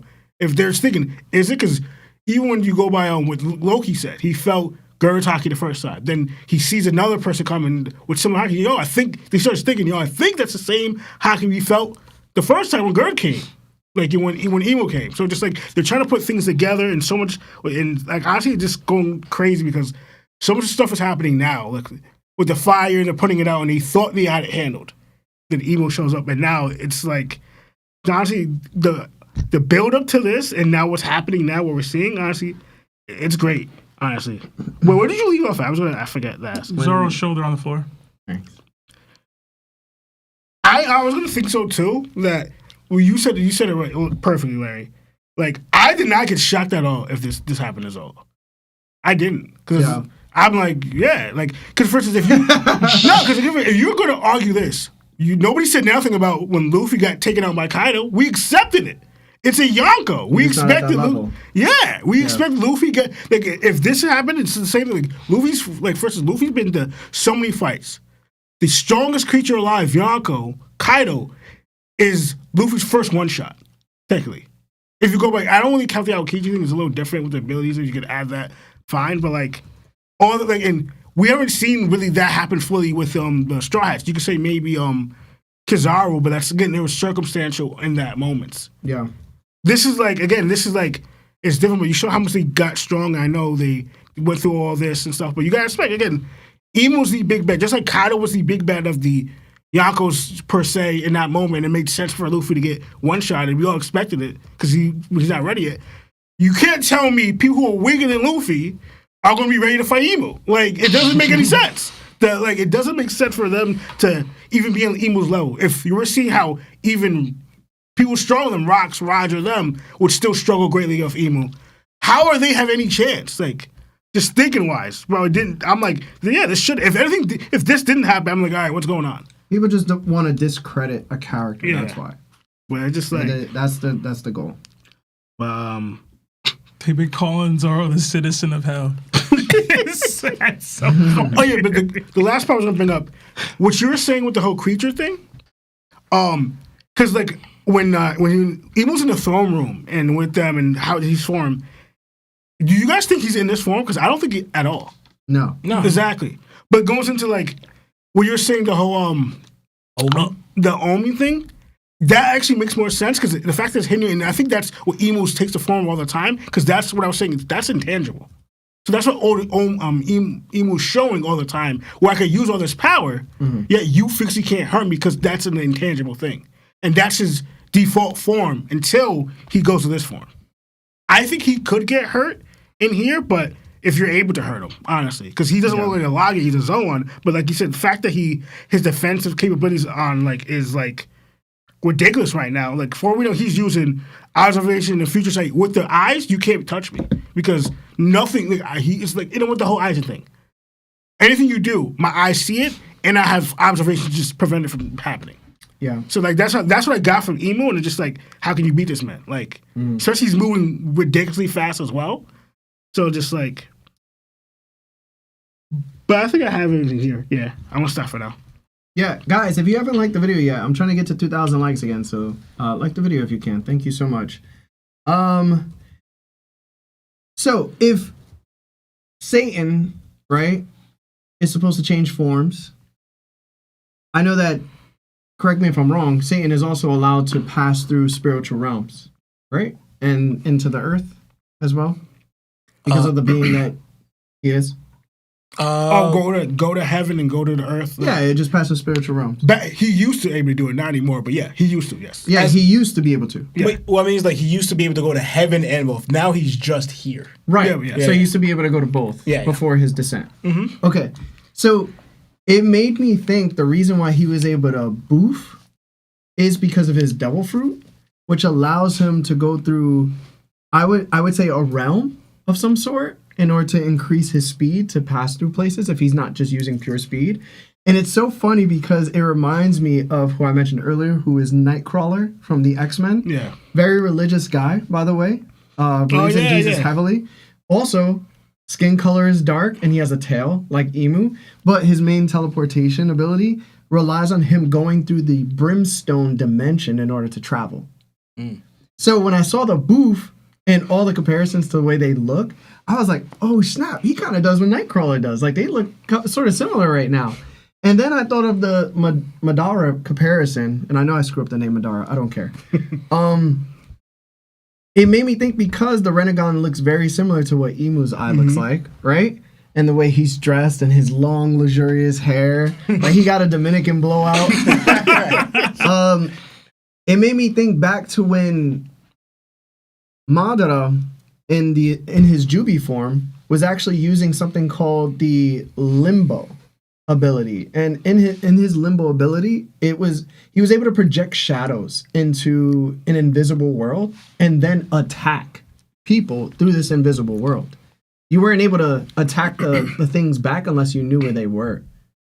So it made me think, if he didn't move to slice Gerd's fingers off, then he probably just used something that could travel through the spiritual realm or through the dimension or a limbo space to cut Gerd's fingers off. And the only way you could probably try to proceed to block that is if you're at a Haki level that perceives that. And that would be like observation. Mm-hmm. That would bring Imu to a level I just don't think we've ever seen in One Piece before. And I really like that because I want him to be that crazy. You know what I'm saying? Right. It also made me think even more so because so much Haki is flowing out of him. I always believed that Shanks was the observation killer because with Conqueror's Haki, you instill it into somebody else's, right? Mm-hmm. And then they somehow aren't able to use observation. Trap their observation, I guess? Yes. I think that Imu is capable of doing that 1000%, but he also has another move that's a passive ability. And I think it's because of the flames surrounding everybody. I think because you're inside this pocket of flames, I think he's somehow not only disrupting your I don't know how to say it, but it's like your Haki levels or your ability to like react a certain way or to perceive certain things a certain way. It's kind of like you're in Law's bubble, but he's allowed to like change your senses the same way like Aizen was with his sword, his Shikai, right? Mm-hmm. And I think that's what's happening with Imu. I think it allows him to move faster. Like you're in his zone. You're in his domain expansion. You know what I'm saying? That's funny. And I think that he's just that guy. It's not comparable. I do think that he's hiding his left eye for a reason. I mean, Oda has such a grandiose way of portraying left eyes throughout the series. He did it with Jaya, the island. He did it with Luffy on many cover stories. He does it with Shanks. He does it with Zoro. He did it with Rayleigh. He's done it with even that girl that creates art on Dressrosa when she turned like Brooke and all of them into like art forms. Mm-hmm. On her door, there was like a left eye that was closed too. There's just like many reasons for the left eye. Even Sanji, all of pre-time skip, had his left eye covered. Mm-hmm. And then when he started to activate his genes, he started to, switch over to his right eye, or like both of his eyes were shown. I think that's very important moving forward. I hope it's not a different eye, because then that goes into like the Naruto comparisons. I don't want that at all. Yeah. But I do believe this guy happens to be completely insane.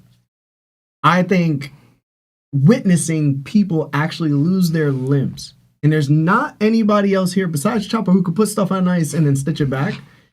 Oda doesn't really do that. If somebody's chopped in half, it's because Law's nearby and can put them back together. Yeah, right. You know what I'm saying? If somebody gets chopped in half, it's because Law's ability didn't work correctly. If somebody survived, right? They had some like crazy way of surviving, like Pell. If somebody survived like Pound survived because whatever. Like, there's always an excuse. Right now, there's no excuse, and this is on a woman. So when I saw Gerd's fingers get sniped off, I was like, oh! And then when I witnessed Zoro's reaction, that brought out a certain type of like feeling for me. Because now I just witnessed a blade user slice off a woman's fingers in front of Zoro, and yet Zoro wasn't able to react fast enough in order to block it. And like you said, he protects women. Yeah. Heavily, yeah. So him seeing that, I felt like Zoro felt he was so outmatched that he couldn't even perceive the attack. Start asking questions. And he started asking questions. He was like, yo, who you? I never heard of you before. Mihawk don't do that. Mihawk don't do that. He's not even human from what I saw. Right. When he said he's like, you're more human. He said to Seraphim, you're more human than Mihawk. And it's so fascinating because I'm so happy Sebastian pointed it out. there was a lot of discourse about like how Imu was treating Zoro. And you can see now Imu's using the ring with eyes to view other people. So if he doesn't have to necessarily look at you, he just won't. But that doesn't mean that Zoro is extremely he's weaker to the point where like Imu doesn't have to look at him, so he's not a problem. Yeah. And I think a lot of people are taking that narrative and throwing it on its face to discredit Zoro to a very high degree. It's even like, yo, Larry, who you got, Zoro or Loki still? And it's like very disrespectful because this is the number one person in the show. If Zoro and Kid both versed Imu, I'd still be like, yo, they both gonna get one shot just because they're not at that level, the same way I said with Shanks, right? So you witness a Conqueror's Haki user versus Imu. Imu looks at him with all of his eyes and then puts up his tail to defend. Now, I don't think that Imu's not using any type of Conqueror's Haki. I don't think that Imu is not using any Haki at all. I, in fact, do think that he's using Haki because if Zoro was using enough Conqueror's Haki, he would just overpower Imu. So what we've been told from Roger and Garp, that in order to bypass rocks in his Haki levels, we have to have higher Haki levels. So that means whatever Zoro's using, that means Imu is using a higher form of it. He's just not trying because that's the number one person in the show. Yeah. So you can't discredit Zoro just because he's versing the number one guy. That's extremely disrespectful. Yeah. You know what I'm saying? Mm-hmm. Like, I just don't think it's fair. And the fact that like he uses Omen to shoot at Zoro point blank range and it doesn't explode in his face the same way it does to Haruden, and then we see later on in the chapter it does to somebody else. I think that this also speaks towards Zoro's leakage of Conqueror's Haki. To some degree, if you're leaking Conqueror's Haki, you're going to be more durable than other people. I do think that attacks are even lessened to a degree, unless like the other person has Haki that could overpower yours. So I can see why like it didn't explode in Zoro's face. And why Zoro had enough time to sheath his swords and lay on his back and be like, damn, yo, that was crazy. Yo, the sheathing of the swords thing is so funny. Yeah, it is funny. It was like, yo, I quit, yo. Yo, this is crazy, yo. I was like, damn. Yo, I genuinely think it was a mistake by Oda, but it's so funny that it happened because it's like everybody running wild with it from what I saw in the chat. It's like no one got rocked and went, like, there's no way. Right. And a lot of people are like, well, Imu wasn't using Haki because, you know, yada yada. And I'm like, yo, why would he not use Haki on a Conqueror's Haki user who's attacking him, but then he uses it against Haruden? Yeah. Like, Omen clearly has Haki instilled into it. Yeah. This is a being who's like constantly leaking it. Like, too, like, and again, it comes to people wanting discrediting certain people, but I will say this. I am a little bit impressed with Zoro's tanking ability. To be able to tank something like this with the Haki levels that's persisting right now from Imu. Mm-hmm. I think that's very important because it not only explains the level he's at, but it does explain he's well above the others.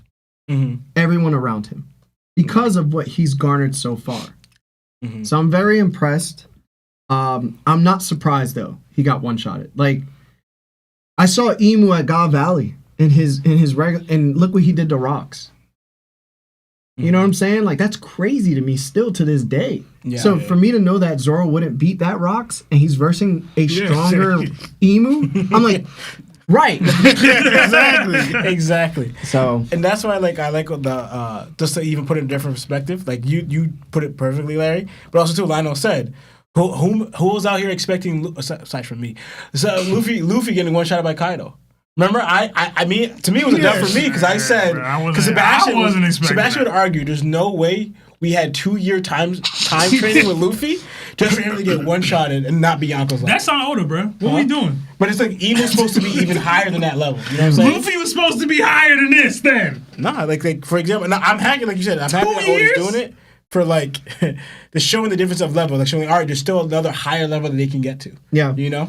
I think this chapter especially is very confusing on the Haki aspect. Yeah. And this is where like people's perception and knowledge of Haki starts to deteriorate, or they start to understand what's happening. And I think this is proof positive of why things are specifically happening in the ways that they are, especially since Emu is constantly using it. So if you don't understand that aspect, you're always going to like discredit somebody else or not see something that you're supposed to see. So I think Emu, you know, I do want to ask Sebastian later, but I kind of want to ask him now, but I'm going to hold off. Is it late? Does it happen later in the chapter? Or it's just the collective, you know, of the chapter. That's why. Okay. But we'll get to it. Okay. Just remember. Yeah. Don't tell me, you had something to ask me. All right. It's about Emu. Yeah. Okay. Yeah. But other than that, yeah, man. Let's hit super chats. Let's hit the big ones, and then let's go back to the chapter because we have, you know. All right, we did get like 20 gifted memberships and 10 gifted memberships. Oh my God! Thank you. Like the video if you have it. From Davey D Oak. So thank you so much for sending those memberships. Hit that. Hit those emojis. I think new emojis are coming from what Larry said. Yeah, we already have them. They're already up. Post the new emojis with the new memberships. We did get a couple $50 super chats. So I'm trying to find them. Wow. We got 50 from Ethan. Thank you so much. It says, "Don't worry, Gerd. I'm on the way." Hashtag we spinning the block. Hashtag white fantax. Hashtag climbing the tree. Listen, Gerd, fine, man. Like Lauren said, put them fingers on ice, man. Or don't. I'm gonna love you either way, girl. I'm gonna love you either way. But thank you. Seriously, $50 is a lot, so we really appreciate it. Yes, thank you. And then Thank I know we got so another much. 50 from our boy, friend of the podcast, but I'm not finding it here. Here we go. From Shonen Showdown. Our guy. 50, and we knew it was coming, man. We knew it was coming. It says, yes, the truth has finally come to light. All the Emu wasn't trying against Sabo takes are finished. Emu transformed clearly is a Haki buff, according to Scalper. Hashtag Sabo upscale. Hashtag I told you so. Hashtag top tax. Hashtag love y'all all. Ha ha ha. Crying emojis, fire emojis, and praying emojis. Shona, we love you, man. We love you. I put a poll up earlier when I saw you were in the chat as to whether or not this chapter is a Sabo upscale. And the poll said no, man. So they're still not vibing, bro. I think you know, Shonen is very good at certain things. Sabo scaling ain't one of them. Sabo scaling is not one of them. I'm sorry, brother. Sabo in the gym. Dog. You think the gym gonna get Sabo able to beat this? No? The gym? Apparently. Apparently. Sabo 2016 LeBron. From what Shonen be thinking. Love you, Shonen. If y'all haven't already, please go follow Shonen Shonen on all the socials on YouTube. Please. He does amazing stuff. Yes. He does interesting battles, interesting drafts, wars, conversation, content. Just go follow the boy, man. Truly. And we got another $100 super chat from Red Max's. Wow. Thank you. What the heck? It says, I have a theory that the forbidden flame energy source that to make which was probably under the tree, the people made a deal with the devil. They used the energy conversion machines put in a fruit and it was given to Davy Jones. Emu did something similar. I didn't fully follow all that. So I don't know if I read it wrong, but it seems as though there was a forbidden flame energy. Which is the mother flame. The mother flame. It was a source to make, which is probably under the tree. Okay. Maybe the devil fruit tree. Mm-hmm. Or maybe Idrisu. Maybe. And then they used a conversion energy machine similar to Vegapunk, and they created something and gave it to Davy Jones. Emu did something similar. And they both created their own devil fruit, I guess. Maybe. Yeah. So he's saying, what he's saying is that that's how they created that first fruit, because it seems as though Emu has the devil fruit. Yeah. You know what I mean? And like that would be how it was created. That would be pretty cool as far as the origin of that fruit and how fruits might have come to be after it. It kind of spits in the face a little bit of Vegapunk's theory, but it is a theory. So technically, it could just be wrong. I kind of feel like Aries looks like, all right, Emu has, like, I guess, the devil's fruit, right? I think it's kind of similar to how Luffy supposedly has the Nika fruit, you know? Like, he is Nika, Emu is, you know, that. So I think it's, like, in those two sides of a coin in that way, you know? Like, they're the opposites of each other. Yin and yang. Yeah. Let's dive into the second part, and we're gonna definitely hit all the super chats. Believe me, guys, we are gonna hit it. We just, you know, we argued in that beginning It's too long. My bad. Way too long. It's my fault. So please, just like the video. I promise we'll read the super chats. Just let us get through the second part of the chap, okay? All right. For the next part of the chapter, we see Emu standing beside Sommers, who has now fully regenerated. The giants in the western village are confused and alarmed, questioning the nature of the black flames surrounding them. Emu raises his hand, and suddenly a ring of black flames descends onto Sommers. As it hovers above him, Sommers erupts in excitement, shouting that he's been granted the Omen. The energy lingers above him while Emu coldly commands him to hurry, implying time is limited. Sommers immediately drops to one knee, head bowed, nervously affirming, yes, great one. And without another word, both Emu and Sommers leap away into separate directions. In the aftermath, the eerie life fades from the environment. The houses and forests that once sang fall silent. Chopper urgently calls for Zoro to be taken inside, while directing everyone else to tend to the injured and evacuate the unconscious children. Yarul watches on, visibly uneasy. Then a warning echoes across all of Elbaf. A being greater than the gods' knights has landed on the island. Stay on guard. We cut to a chilling sight. Emu soaring through the skies of Elbaf, now with massive black wings and blade in hand.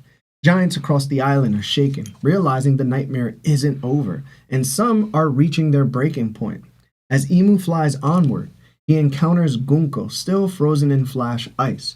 Without hesitation, Emu uses the back of his blade to release a black cloud, one that transforms into the same Omen entity used early on Haruden. It detonates on impact, causing a massive explosion where Gunko was frozen, as Emu continues flying past without even looking back. The scene then shifts to the Sun World, where Scopper Gaban and his group are stationed near the lift. Gaban questions what's happening, shaken to his core, even recalling the chaos of God Valley's incident. He admits he's never felt Haki like this before. And that brings us to the end of the second part of the chapter. So, starting with Lino, what are your thoughts? Sorry. So I was thinking, like, more that I was looking at this, that thing that turns into that the attack he does Omen, it's like a Lagia, but he could manipulate and do anything anything he wants with it. Because I see that, like, you see him, it gives Sommers his energy back. And later on, you see with the same, I'm assuming the same type of power or whatever, gave him wings and he could fly. Mm. So it's like, this thing could transform and make any shape and just do anything. That's what the more I'm thinking of. I don't know exactly what it is, the power itself. But, like, because even the flame, when it's just black flames or black clouds, I thought of two things. It kind of again looks like a little like Amaterasu a little bit from Naruto, but also remind me of a black flying nimbus. Or the clouds thing, but, like, you know, a dark version, because, like, the flying nimbus is supposed to be pure. This is, like, pure evil and darkness. But I'm just thinking, I don't know, again, I hope they explain it more, his ability, because it's like, it's like, again, it's. And this one, like, it's funny how Oda's doing this, you know, they're going through the whole imagination thing with Nika's fruit. Mm-hmm. This is heavily similar. How Luffy could touch things and make it rubber, and he could make his imagination, he made a bat, and do this. Emu's really doing the same way, but with a Lagia type of thing. Like, he's making his imagination, all right, give me wings, turn this to that, do this, do that with his ability. Like, even the whole the eyes thing, I don't know how he's doing it, but that's also probably the black thing or whatever it is, black flames or whatever he's controlling. That's that as well, but he's able to put eyes on it for whatever reason, or where the eyes came from. I don't know, but, like, and it's funny. It's weirdly, I'm seeing, like, in a weird way, this is this is the dark Nika, but a different way of him using his ability, but more of a, like, if Nika is supposed to be all white with white hair and supposed to be the angel type of thing, he's supposed to be the white hair dark demon type of thing, but their abilities might be similar in that aspect, because again, it's going off what I'm saying is going off the imagination. Heavily, what they said, that Luffy's ability, the Nika fruit, is the most ridiculous ability in the world.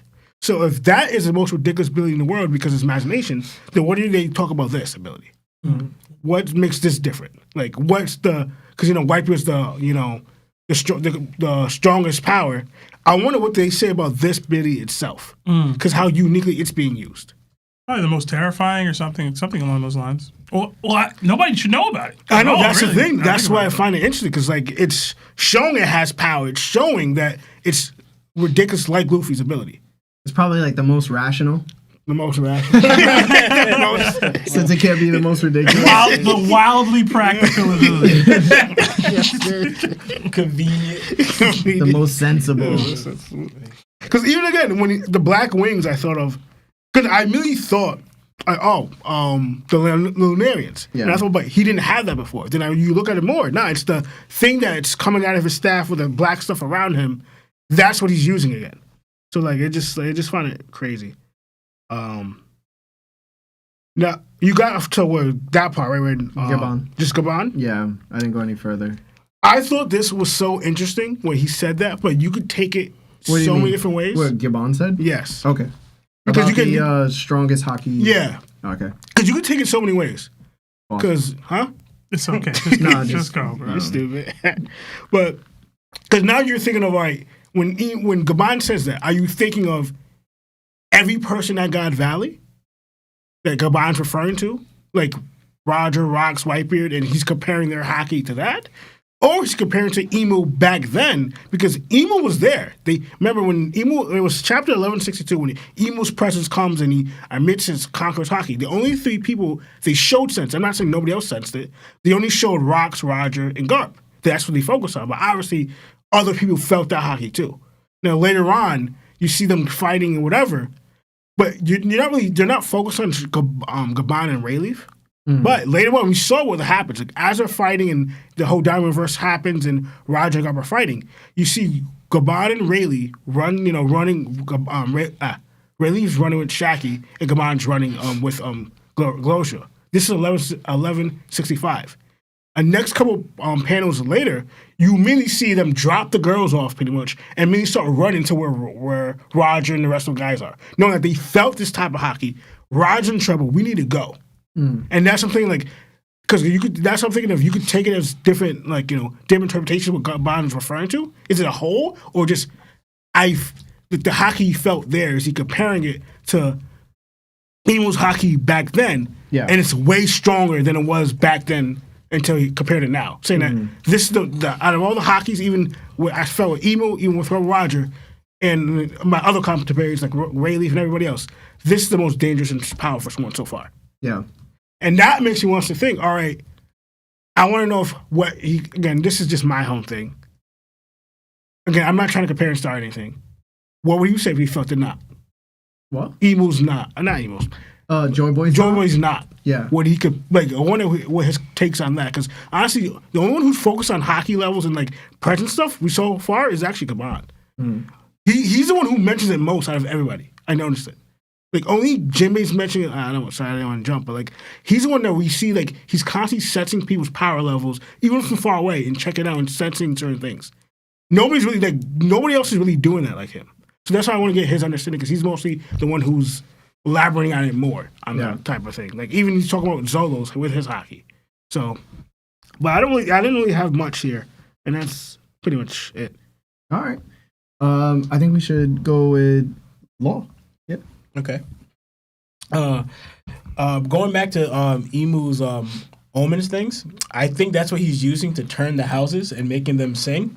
Because as soon as he leaves, the houses go back to normal. So I think now it's do they kind of respond to his presence? Did he turn it on his presence wise? Because why would you actively send them out to turn houses into you go to that house, you go to that. I don't think he's doing that. I think they're kind of just on his presence. They're transforming his area, the area around him that he's at. Right? And Emu mentioning this little time, I don't think so, but I wonder, is there a limit to how much he has limited time wise in this form, or where he's or maybe just time away from Marajoa, or maybe he's on a timetable himself. Right. I'm trying to get things done and we spent too much time here, we gotta go. You guys spent too many time here trying to get these kids. Yeah, past that time, we're out now. It's Dookie time at 3. Yeah. So I wonder what timetable does he mean by that for himself, right? Also, to me, I didn't think about that. It was the omens that made Black Wings. I just thought like, yo, all he needs is the fire, and he's a Lunarian now for Emu. Like, so it's like I'm not sure which one. It could be the omens. It could be he's a Lunarian. So now he's just whipping out the Black Wings. Because I'm trying to think. Do we automatically see? Yeah, we already saw Albert from the jump. Just have him on all the time, right? Yeah. Yeah, okay. So, I don't know. I guess we'll wait and see how Oda does it. Maybe the wreath is like an elevated version of the flames itself. Maybe. It could be. Because it's very flamey. It's in the same like position. It's just in, you know. Imagine. I just thought about it. Because Lunarians have flames, but he has black flames. What if there's different levels to Lunarians? Emu's like the higher You know what's level. so funny? I brought this up during my live stream. Yeah? I literally mentioned how there could possibly be 2 different types of Lunarians. Yeah, it could be possible. That's very interesting. We know that there was a correct me if I'm mistaken, but I think there was I was always under the belief that the moon where the Birkin city was, the Birkins were in charge. Meanwhile, there are depictions of the Birkins, the Skypeans. There's no Lunarians, but it's the other ones. What's the other? You said the Birkins, though. Birkins, Lunarians, Skypeans. What's the other winged race, bro? Shandorians? Yes, the Shandorians. Okay, So, half in. yeah, so the Birkins and the Shandorians are on there with the Birkins as well, right? The Lunarians aren't on there. Mm-hmm. So if the Birkins were in control of the Moon City, that means the other angels weren't like the higher tier of angels, I would say, like the higher society of angels. And we've seen it even in Kuma's kingdom, where the kingdom was like split in half. Yeah. Amongst like the people. So I was thinking too, like that might have been the issue for the Lunarians. And this is probably why like Lunarians were wiped out by Emu. Interesting. It's very possible. Like, because he's seeming like to be some type of like because he looks so much like Lunarian and he has different characteristics, but it's just like different elements of it. So Oda has this like one thing I'll say. Oda is really good at mystery, surrounding people in mystery about it. He's like mastered that art of writing. So he draws you into that. So I can't wait to see more about Emu. Yeah, and the attack from Emu seems to be enough. It is like how we get from Loki saying that only Ragnar can melt this ice. Emu seemingly, we don't know yet, may have just unmelted that ice with the one attack. You know, after Loki just kind of said I threw it in the room before I wasn't even looking. He's like, boop, over here, undid it. So we'll see the results of that. Also, I don't think, I think Emu's trying to take out Gunko. I think he's just freeing Gunko. Because you could look at it as like, oh, he just kind of got rid of Gunko because like you fail or whatever, like cutting his losses. I don't think so. I think he's freeing Gunko from it. Even though, because like you saw how he went to Somers to heal him, he kind of just shot and just kept it moving with Gunko's thing. So it could be applied where like he just went, nah, I'm taking you out. Like, you know, like you're done. I don't think so. I think he went to go free Gunko. I don't know, because you feel like he has a weirdly emotional attachment to Gunko. Like he started going off like, how do you know her? Like, the book. You're just like, what's your history with her? And I'm just like, all right, bro. Like my girl. She ain't mentioned the whole story. Stop. She ain't say she knew you. How you know him? You got me shaking his hand. That's why he took out Gunko? You know another man? You say you ain't know him. From Janko. Yeah, but I think that's you. Oh, and I think for there. Okay, hold on. You be taking notes now? Yeah, I started doing it a little bit. You be doing notes, man. Snap. Lock in, Lionel. Yo, Law stepping up his game. Okay. Yeah, I started doing I be taking notes mid. No, you don't. Episode. How you gonna tell me to lock in and you don't even take notes either? Shut up. Mid episode, man. Y'all be talking. I can't. Okay. Also, I think So I think I'm pointing out, and Emu in this form seems stronger than the form we always see him in. Even though he's like immortal in that form, and I don't think he's immortal necessarily in this one. Like Lionel alluded to it before, where he's like intangible in the one we've always seen him in. But this one, because I think it's a little different, but we brought out the whole how he's blocking in this one, and in the other form he doesn't block at all. But also, he also was bleeding. Like he was bleeding here, but he wasn't bleeding at all in the other times he got hit and stuff. But also too, the difference is though the other forms though too, he's actually also taking over a vessel. Where it's like it's not necessarily Emu, it's like the vessel form. He's kind of took it over. That's true. Like we see it was.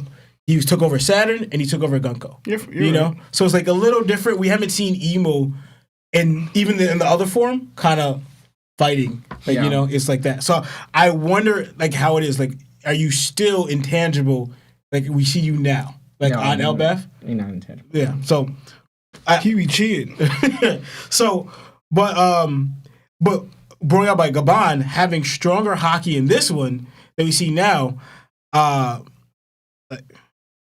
Okay, So, I'm saying my notes. I'm trying to think of that. Something like that. So I wonder now. So this is a thought. I don't know if I said it before. I had a thought, and I'm gonna bring it up now. So we're gonna. Huh? I'm trying to gather my thoughts. You can't tell Larry you took notes and then struggle to say. Yeah, bro. He gonna react like. I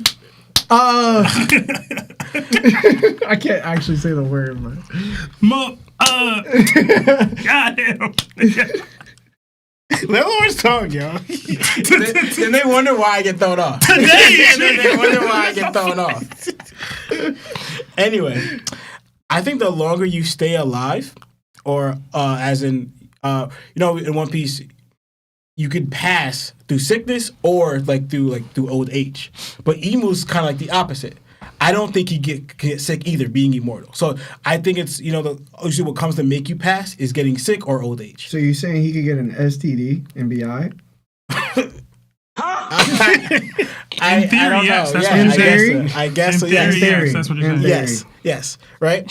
So with that in mind, since Emu has lived for plus 800 years, right?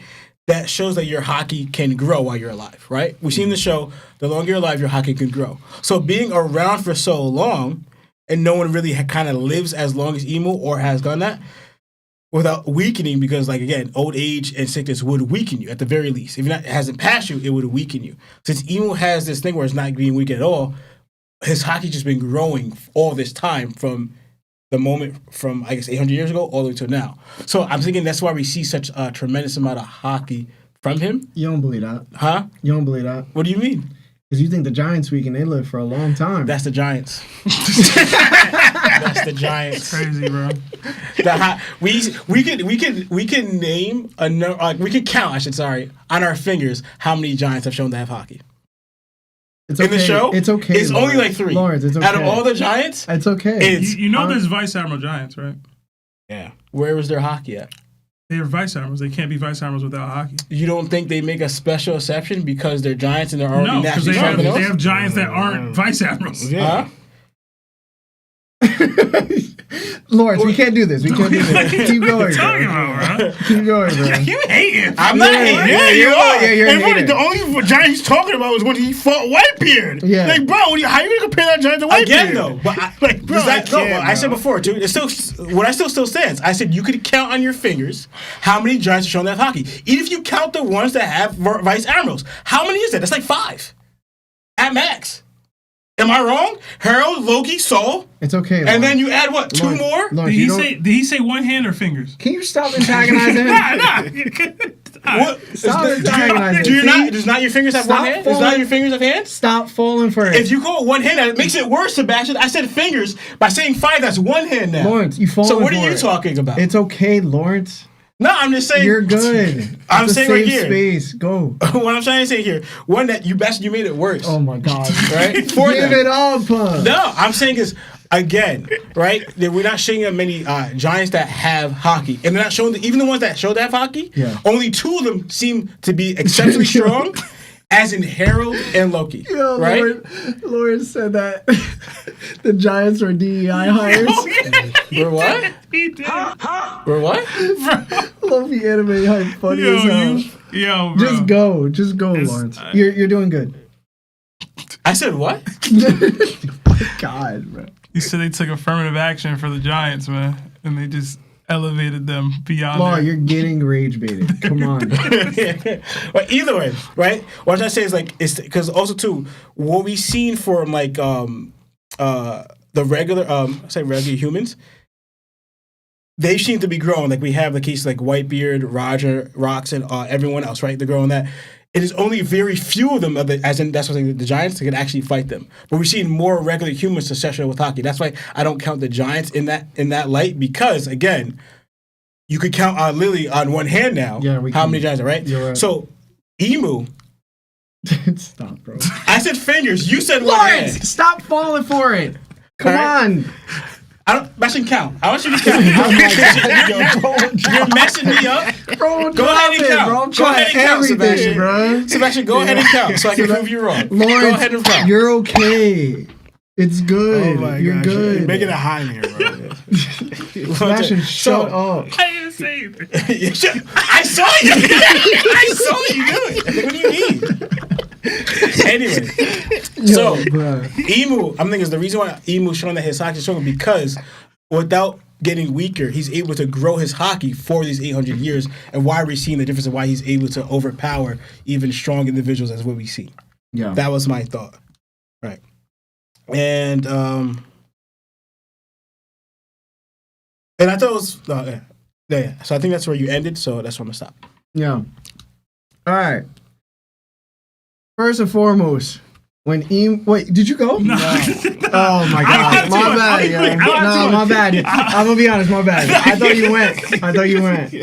All right, go, Seb. I'll be quick. I don't have too much. I think it is a weird dynamic because of how Sommers has a clear understanding of what Omen is and its capabilities to like assist him, but at the same time, it doesn't seem like Emu acts out or moves often. So like, how does that work? Like, do you gain just an understanding of what these things can do for you immediately from having the Covenant connection? That's a great point. Or is there like a training session that you go through with Emu where he like, because they also know what he looks like. Come in the room and lock the door. Yeah, right. Like, hey, man. Because not only they know what he looks like, they're like, oh, in person, like himself or whatever, like they know what he looks like. They know, like, they have this deeper understanding of him and his abilities. But like he not moving off that throne or leaving that the flower room all the time. So it's like, do they go in the room and, to like you said, lock the door, train, whatever? Like what? How do we know this? Like how does Sommers know this? Maybe it's not like a crazy question, but it was like an interesting thought for me because when's the last time Emu came down and did something for himself? Yeah. And even when he did it, he's possessing other people. Like when's the last time this happened where Omen is being able to be utilized? And beyond that, for it to be utilized in this way, he's using it because Sommers basically lost. So, like, when have we ever been in this situation for Sommers? For him to be like, yo, oh, yes, Omen's here. Like, I'm able to get healed up and whatever. Like, I thought that was kind of wild to me. They probably have, like, a hyperbolic timey-chamey. Hey, man! That would be the explanation for why Emu's Haki is so powerful. We got hyperbolic time chamber. And when I thought about the potential automatic connection to the deeper covenants doing it, or time or whatever, I was like, Harold didn't seem to get that. So it's not, like, instant. It would have to be some sort of, like, gain knowledge over time. Y'all talked about the houses turning back when Emu left. I thought that was pretty cool and interesting. It's, to me... Is that going to be the case with like everywhere he goes? Like when he lands anywhere, like are the flowers or the trees going to just start like singing and talking? Because now I might hate that.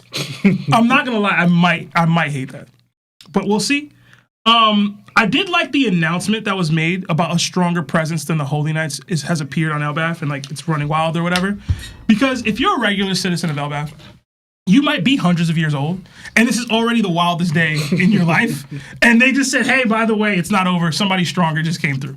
And you got to like, oh, hopefully the douche son that we've hated for my whole like 50 years or whatever is helps us out. Because apparently we dealing with a lot, and I don't know what to do about it. He'll do it because he's pure heart. But it's just wild. Lawrence mentioned the Emu freeing Yonko potentially.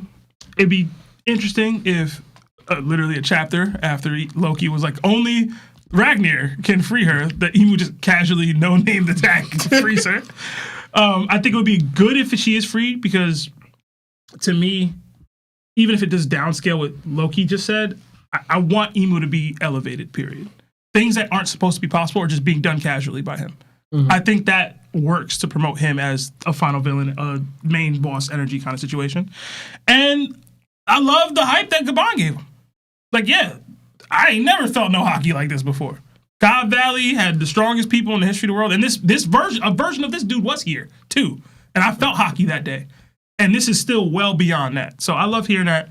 Like I said, I didn't have too much, but I just thought of those couple things. I wanted to ask you guys, since the trees come alive and so do the houses, do you think the trees be barking? Yeah, man. I got you to laugh off one of them. I told you I was gonna get you. I told you earlier I was gonna get you. That was a funny one. Thank you. It's funny because I saw you process making the joke earlier. So that's what you were doing. No. Somebody in the live chat said that Sebastian worked at Verizon.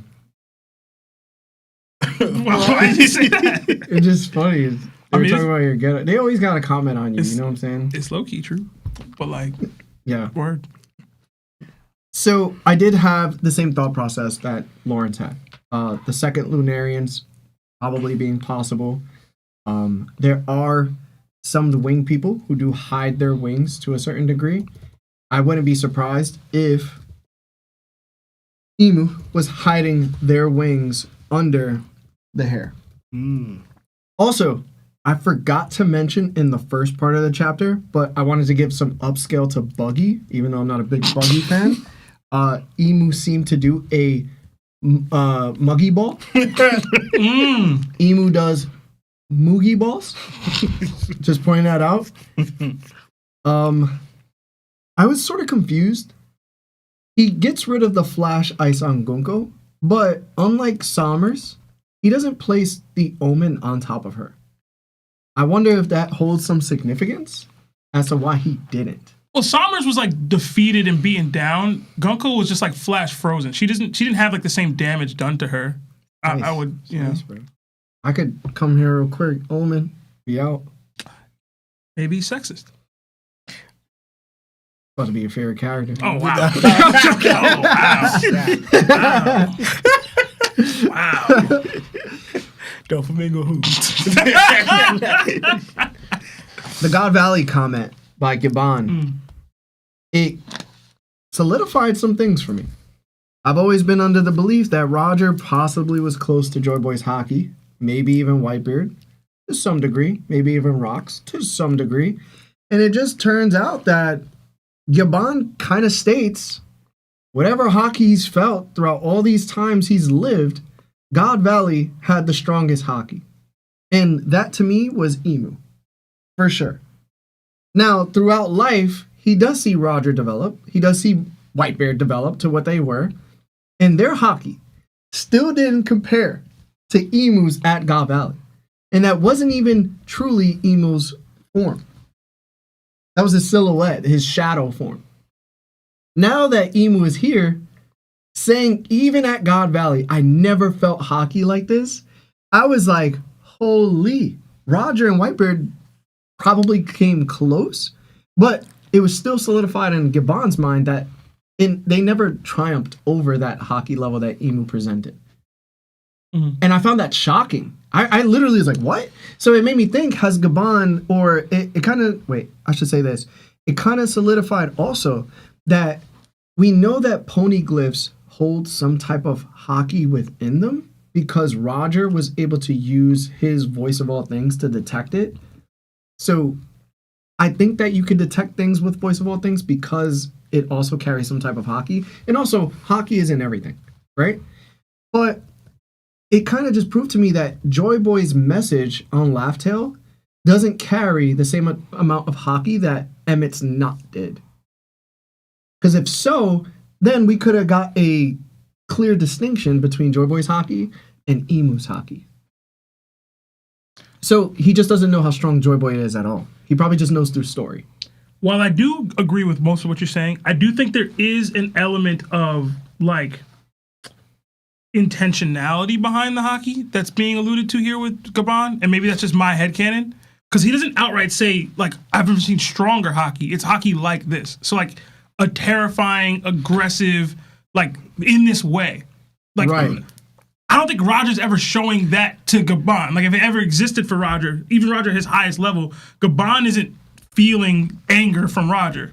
So, like, maybe that's just how I viewed it when I was reading it, because it could very well just be the strength piece.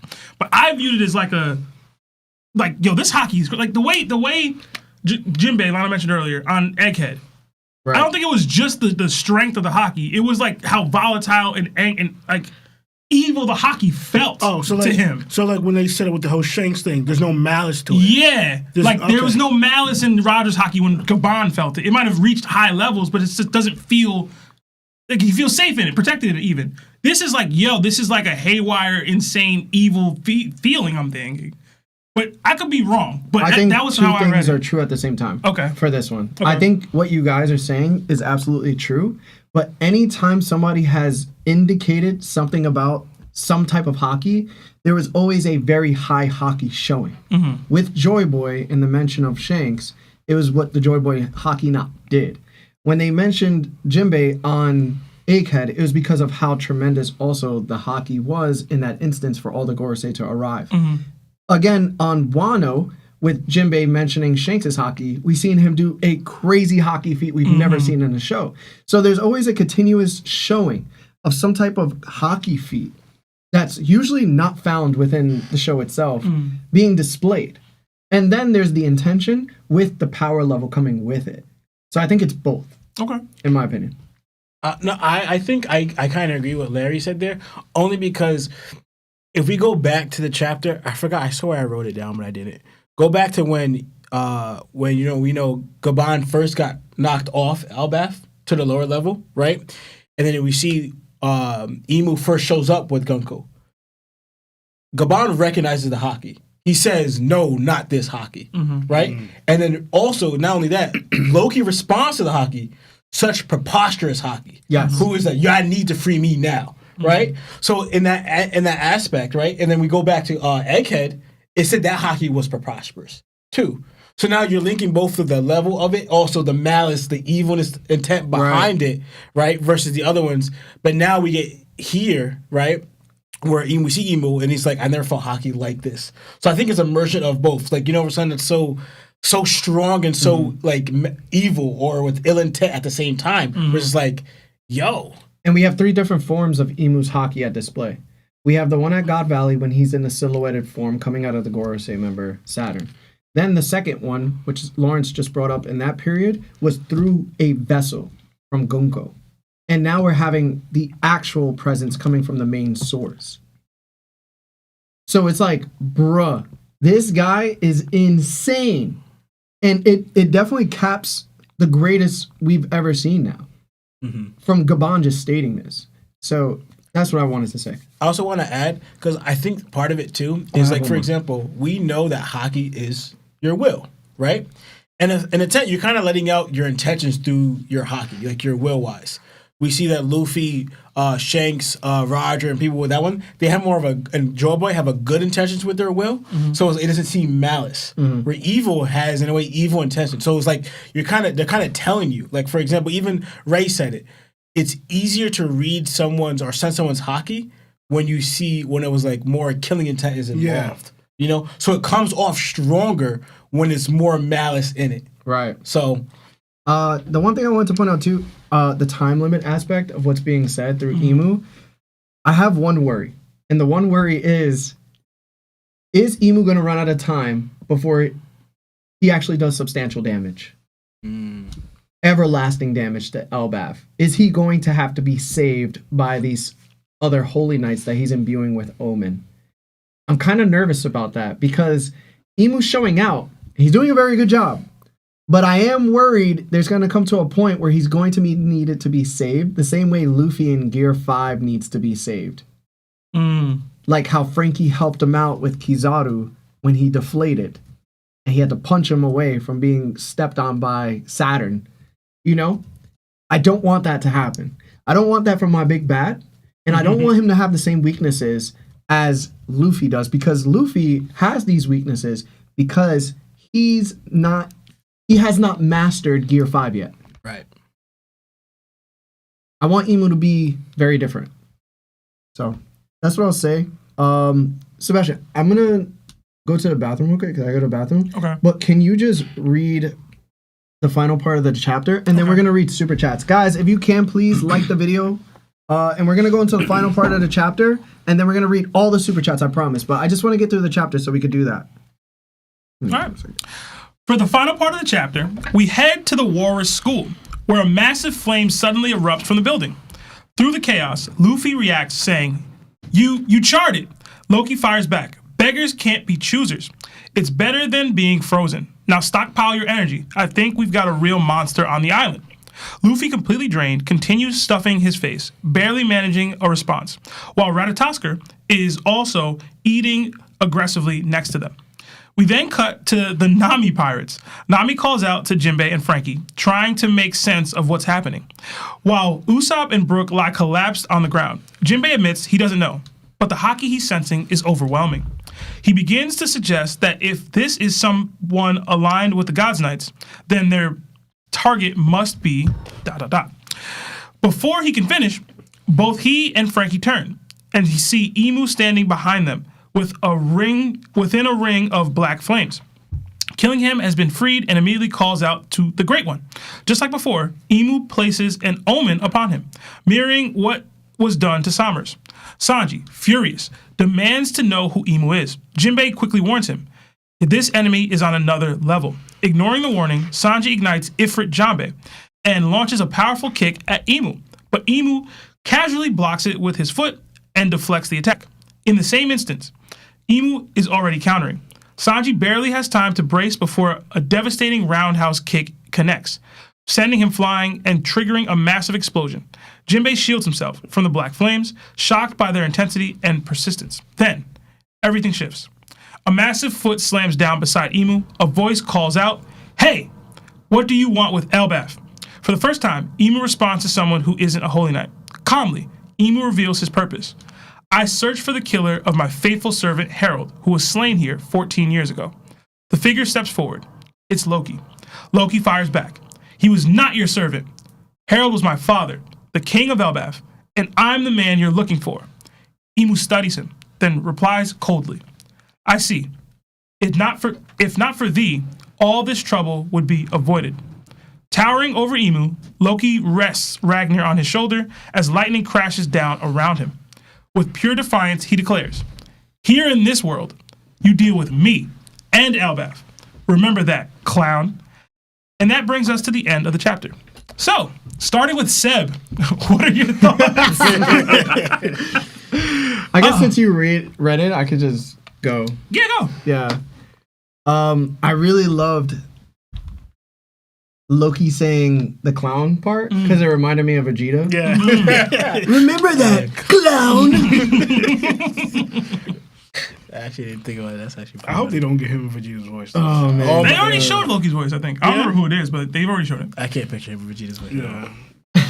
This is my son. His name is Trunks. Yeah, I get. This is my brother. His name is Harold. He weak as not funny. Jinbei just happens to be the guy who just tells everybody about Haki. He's done it like 3 arcs in a row so far, man. It's crazy. I am so impressed by Oda's artwork and how he positions characters in the way that he does. Looking at Emu surrounded by the flames while his Haki is going insane, and Jinbei, Frankie, Nami, they're both viewing this large person in the way that they are. They already know he's dangerous. Off rip. And I kind of was disappointed in Sanji a little bit because he also showed what Zoro showed. And it was like Sanji is showing ignorance or pride to do something about Killingham being released. Meanwhile, Zoro couldn't keep up with Emu at all, recognizing it, and then going forth and then falling completely on his butt, right? Sanji kind of just goes in there pissed off. He ignites Ifrit Janbei. He kicks him. And I expected some type of serious Haki showing. from Sanji, and it didn't come out. And I know he's the observation user of the group. I understand it coincides with like his speed and also his reaction, but I would like it sometimes to coincide with his ability to see how strong a person is. And he clearly didn't do that here. So Imu's using Haki all the time. But he kind of like blocks the kick and then just deflects it immediately. Like his foot comes down from deflecting it. Yeah, like he kicked Sanji's kick down. Yeah. Right. It was like That's pretty dope. Sanji's kick had no oomph to it, to the point where like he needed to do some other thing. You know what I'm saying? Like he was like, yo, your attack, pointless, bro. Done. And then he immediately roundhouse kicks, proving that even how large Imu is, he's incredibly fast, because even Sanji, having the observation Haki he has, which is almost second on the crew, I would say. He's second on the crew for observation Haki. He gets kicked immediately. And he has to brace for it, and then it explodes. The same way like Haruden had an explosion happen. So a lot of people are going back and forth about like the whole Sanji versus Zoro thing. Who's stronger than the other? Are they comparable? They're always going to be comparable, but I think moments like this is where you prove that since Sanji's Haki isn't up there as much as Zoro's, he suffered an attack that Zoro didn't. So Zoro should have had the attack explode on him, the same way Haruden did. But it exploded on Sanji. And I think there's a clear Haki difference, that's why. Other than that, I don't think that this explosion would have happened if Sanji had stronger Haki. I don't think his attack would have been deflected if he had stronger Haki. I think Imu would have used Omen against him too, while blocking his kick. I get what you're saying, because like Zoro's attack was blocked but not deflected like Sanji's kick was. Right, but that's because of the Conqueror's Haki that was imbued for Zoro, whereas Sanji is not using that. So does Imu need to use a higher form of Haki? Well, no. So the difference between those two is pretty clear to me, and I'm not knocking Sanji. I'm not upping Zoro. I'm just saying one has better Haki, the other one doesn't, and this is why the attacks are so different from one another. I mean, we can go back and forth, but like it's a pointless conversation. We don't have time. I'm gonna be real. But I will say this: Common leg Sanji is crazy. Yeah, wow. So this is the point where it's gonna come to if Loki and Zoro are really different in strength. If Loki is able to do some type of damage or show some better showing than Zoro did, then I could start saying like Loki over Zoro for sure. But that hasn't come to that point yet, so we're going to see. I expect the story to carry heavily Loki against whatever Imu's going to do, but I hope he does do something to prove he's of that level. Because right now, I don't see it being any different than what Zoro suffered. So, shout out to Imu. We here now. We here. But yeah, I guess Seb, you could go next since I was gonna call on you anyway. Yeah, word. I don't have too much. I like the banter between Luffy, Loki, and Ratatoskr. Like it just looks cool. I was trying to figure out exactly what happened. Did Loki like use his lightning to heat up the food? Is that what happened? I'm assuming. Like I was confused at that. You didn't see any lightning. Yeah, you just see fire. I was like, maybe that's what's happening. I did like Jinbei being the heralder of great Haki. I feel like that's cool. Like he just does it. Like I say, he's just like the third arc in a row. Killing him being super hyped that Imu showed up. I think it's just funny because like he's so evil. And he's like, oh my god, the Great One's here. Like it's so funny. Sanji getting in action, going after Imu. Shout out to you, bruh. You know, this was gonna happen. This is what we're used to with Sanji. I did have some pushback. I won't get into like a back and forth, but to me, I think the roundhouse kick with seemingly Conqueror's Haki coded to it is a more impressive attack than Omen is. I don't know that Omen has Conqueror's Haki attached to it at all. Yeah, it is. We've seen it with Haruden. But this is Haruden. So you think he would use it against Haruden and not Zoro? I don't see that effect on Zoro, which maybe it is too, but I just didn't see it. You know what I'm saying? So a person that has Conqueror's Haki and is openly utilizing it and attacking you, you're not going to use Conqueror's Haki back, but you'll use it against Haruden and Sanji who don't have it? Oda likes to protect his golden boy, man. I don't know what to tell you. But that's not even how it works either. Because we know that if you have Conqueror's Haki and somebody's attacking you, you have to have equally or more powerful Conqueror's Haki in order for it not to affect you. Okay. All I know is that not true? The attack he used on Haruden and the attack he used on Zoro, if they're the same, cool. If they're not, cool. I feel like the roundhouse with the Haki attached to it was stronger. But that's me. That's how I feel about people roundhousing. So he's using stronger attacks on weaker opponents. Sure. Okay, logic at its finest. I mean, we have facts from Roger and Garp and the way they explain Haki and Conqueror's Haki at that. Meanwhile, the logic of using it doesn't make sense in this point. Like, I get it though. Is Haruden stronger than Sanji? No, right? No. But he used the same attack that he used on Zoro to deal with both people. So I don't scale it in that way. Like, this is just Imu using what's convenient to him in the moment. Omen was less convenient than roundhousing in this moment. So Imu using no Conqueror's Haki against Zoro, who's clearly using it, and then using it against Haruden and Sanji makes sense. I don't think it matters either way. Imu can handle them. It doesn't matter. But you do know what Garp and Roger said about Conqueror's Haki, right? What'd they say? With rocks? What'd they say? About how to overpower his Conqueror's Haki? What did they need? He didn't need to overpower Zoro's Conqueror's Haki. He already blocked it casually. It's not he's not overpowering. How do you think he blocked it? By using his tail. He's not. Is the tail imbued with Conqueror's Haki? Probably not. Like, I don't think it is. It might be. I don't think it is. That's not how Conqueror's Haki works. Hold on. Just because you're a Conqueror's Haki user doesn't mean you automatically like the person defending what you have needs to have Conqueror's Haki to defend it. Like, that's just not true. But what do you need to have? Something strong enough to defend it. Okay, what would that be? Whatever is in Imu's tail is strong enough. It could very well just be Conqueror's Haki. It could. Can I ask you a question, Sebastian? Just quickly. I'm just curious. Do you think Imu used Haki or any Conqueror's Haki, whatever, in his kick against Sanji? Yeah, I see it. You see it? Yeah. Right? So why do you think if he could do that with his leg, why can't he do it with his tail? He very well could. I'm saying I don't see it. Yes, but maybe I am. What I viewed this as was Zoro's Conqueror's Haki. But that's I could just be wrong. That's what I'm trying to draw to.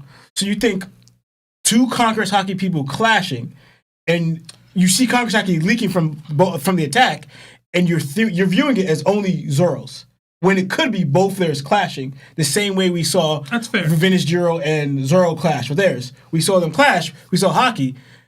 I wouldn't think, it was just Zoro's. I would think it was both of them in both attacks. And same with here. I would think it's both their attack, Conquerors clashing, and then him attacking. Because like we're going out, it doesn't make we're seeing Imu attack with Haki and with Conquerors. Mm-hmm. But the one person who actually has Conquerors, and you're seeing and the two people he doesn't, I'm gonna use it against them, but not against. It doesn't make sense. Maybe what I'm trying to highlight more clearly is that the attack he does on Zoro doesn't seem to have the explosion that happens to Haruden. Yeah. Which is what I'm really more saying, that Zoro didn't get hit with this giant explosion while Sanji did get hit with a giant explosion. Larry was using it to say it's because of Sanji's recklessness in attacking. I just think Imu's casually dealing with whoever comes at him, however he feels. It could be both, but I want to do this right here. It could be both. We don't know yet. But the thing is, who was the named attacks wise? Who was the whole thing with the named attacks? Me. Right. Did he name attack against Sanji or Haruden? No. Did he name attack against Zoro? Yeah. So, but because the thing is, if you want to go in the argument, you go there. He legit said a named attack for Zoro, but for both of them, he kind of just reacted and attacked. And also, you could argue that Zoro probably barely dodged it. If you look how close Zoro got, that thing was pretty much in his face. Yeah, I thought he got hit in the head, but he saw it's the shoulder. Yeah, so I'm thinking of Imu told me didn't aim for Zoro's shoulder, aim for his face. Because if you look at it, it's right. Like maybe I'm misjudging the depth of close. Zoro's like right here. Yeah, but you see how Zoro gets hit. Zoro's like this, so Zoro tried to dodge it as fast as he could, and he barely got hit. But it wasn't enough for the explosion. It wasn't a clean hit. Like he got like scraped with it, but it's so strong that it took even Zoro out of commission, even though Zoro got scraped. Because if everything that Emo's doing right now with Tackle is exploding, and it's the same attack he did Hajun, how come Zoro didn't explode? There has to be reasons that Zoro somehow barely dodged it, but didn't turn off the explosion to ignite. So it wasn't clean enough to explode. Yeah. But it was still enough to like drop him and have him. Because I'm thinking sorry for cutting you off, but when I saw him when Sanji exploded from that kick, I'm thinking, how? I'm like, when does Haki do that? I really thought, when does this happen? Like, when does this? Garp and Galaxy Impact. Well, but this is different because he's legit throwing it. Emo's able to do it at point blank range, which is crazy. Again, I could be tripping. I did like the fact that maybe it's a speed thing that he seemingly had to use his legs instead of the tail. But he could just be using that because it's convenient because he's in front of him. But I did like the roundhouse. Anybody who roundhouses somebody, like, I love that. I've always loved that. It's one of the reasons why I like Sonic. Roundhouse. No, remember? Took a roundhouse in these bad boys. Anyone watching house roundhouse while you're wearing these bad boys? I also love that Emu is very clearly also a troll, even if he's chilling, because he know who Loki is. He knows saying that Harold was his faithful servant isn't true. He knew that would trigger him. So I love that. And then I got to do it, Larry. Zoro and Sanji got casually handled in this chapter. Loki is being framed as somebody who can at least put up some sort of a fight here. So to me, I still don't think we need to see it all to know, but I think we're getting to confirmation levels about who's stronger between this man and Zoro. But that's it for me. I thought Loki looked really cool at the end of the chapter, and yeah, I'll pass it because we got mad super chats. I literally just said we were about to see if I was wrong. I'm saying we should. I'm saying I literally just said that. No, but I'm saying we should already know. Like this. You should already know before this. But the fact that he got handled and this guy is the one that has to step up Sebastian, is already proof positive. You do know that all of us are always wrong at some point. You remember the whole black Whitebeard thing for Garland for a long time. Still haven't been confirmed wrong on it. Oh my gosh. Oh, maybe he needs to stand in front of the person or something. Like, anyway, go Law. Yeah, so we know how much else. I'll be quick. I thought about it last chapter, but didn't say anything at that time about how Loki can probably heat up the food with his lightning, and him actually doing it in this chapter, but kind of like charring or burning the food. I thought it made me laugh, and I thought it was funny. And then them still scarfing it down anyway because it's like, yo, someone strong just pulled up. We gotta eat. Like, I thought it was hilarious. It's like, yo, someone just pulled up. We gotta gain this energy real fast and go out to battle. And then Luffy's still dragging because he's in that old age condition. It just made me laugh, right? And it looks like I see traces of actually the black lightning coming from Sanji's attack. So I know people saying, oh, Sanji didn't use Haki, but I see it's not a crazy amount, but I see small traces. I'm talking about like when Sanji kicks Emu, like not the initial attack. I'm talking about after they I guess Emu kicks it down. I see traces of black lightning there. Yeah, So I'm thinking Sanji had a little bit because why wouldn't you? When you're sensing this crazy strong person from Sanji, right? And then Emu's response to it, as in kicking it, I thought it was a dope move. Mm-hmm. You kind of like parried it by kicking it down, then roundhousing it immediately. I thought it was dope. And Sebastian mentioned Emu being a troll. I kind of thought it was like a call, like, oh, you like to kick? I'll show you a kick. Damn! That's what I thought of. Yeah, that's what I thought of. He's just like, I'll show you how it's done. And it's like, kick Sanji out of there. But also, I know people are coming at, like, for a while, coming at Zoro, they're coming at Sanji and everything. But I'm actually impressed with the way they responded to attacks from, like you said, like the strongest person in One Piece right now in the world, and especially as strong as Emo and someone who's been reigning for this long with his Haki and strength, as in they immediately, like, it wasn't like they got caught lacking, they attacked and got left wide open and got, like, put. They both responded to try and block or guard or attack. They reacted that fast after their attack and noticing it got blocked to defend themselves. It's Emu, so they got overpowered or taken out either way. But both their responses, because most times we see people, they block They throw attack and it gets blocked or whatever, and then now they're left completely open and they get hit full on, taking a bunch of damage.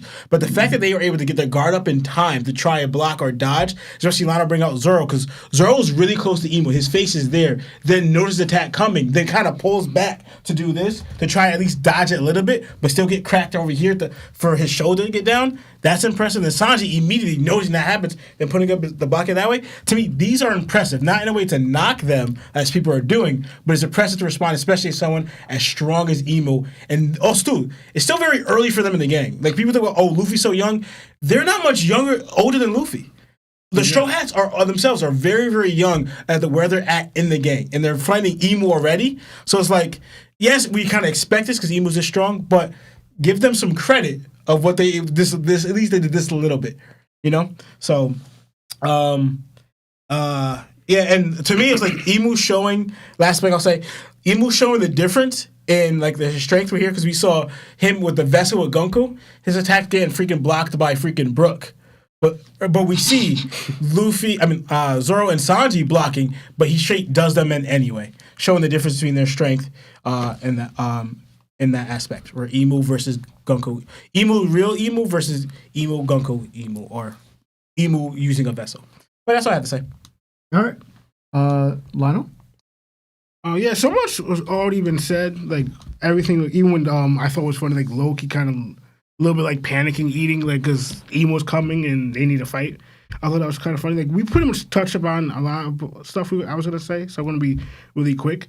I thought it was kind of funny because that circle thing's already at that guy, and Emo's all the way down there.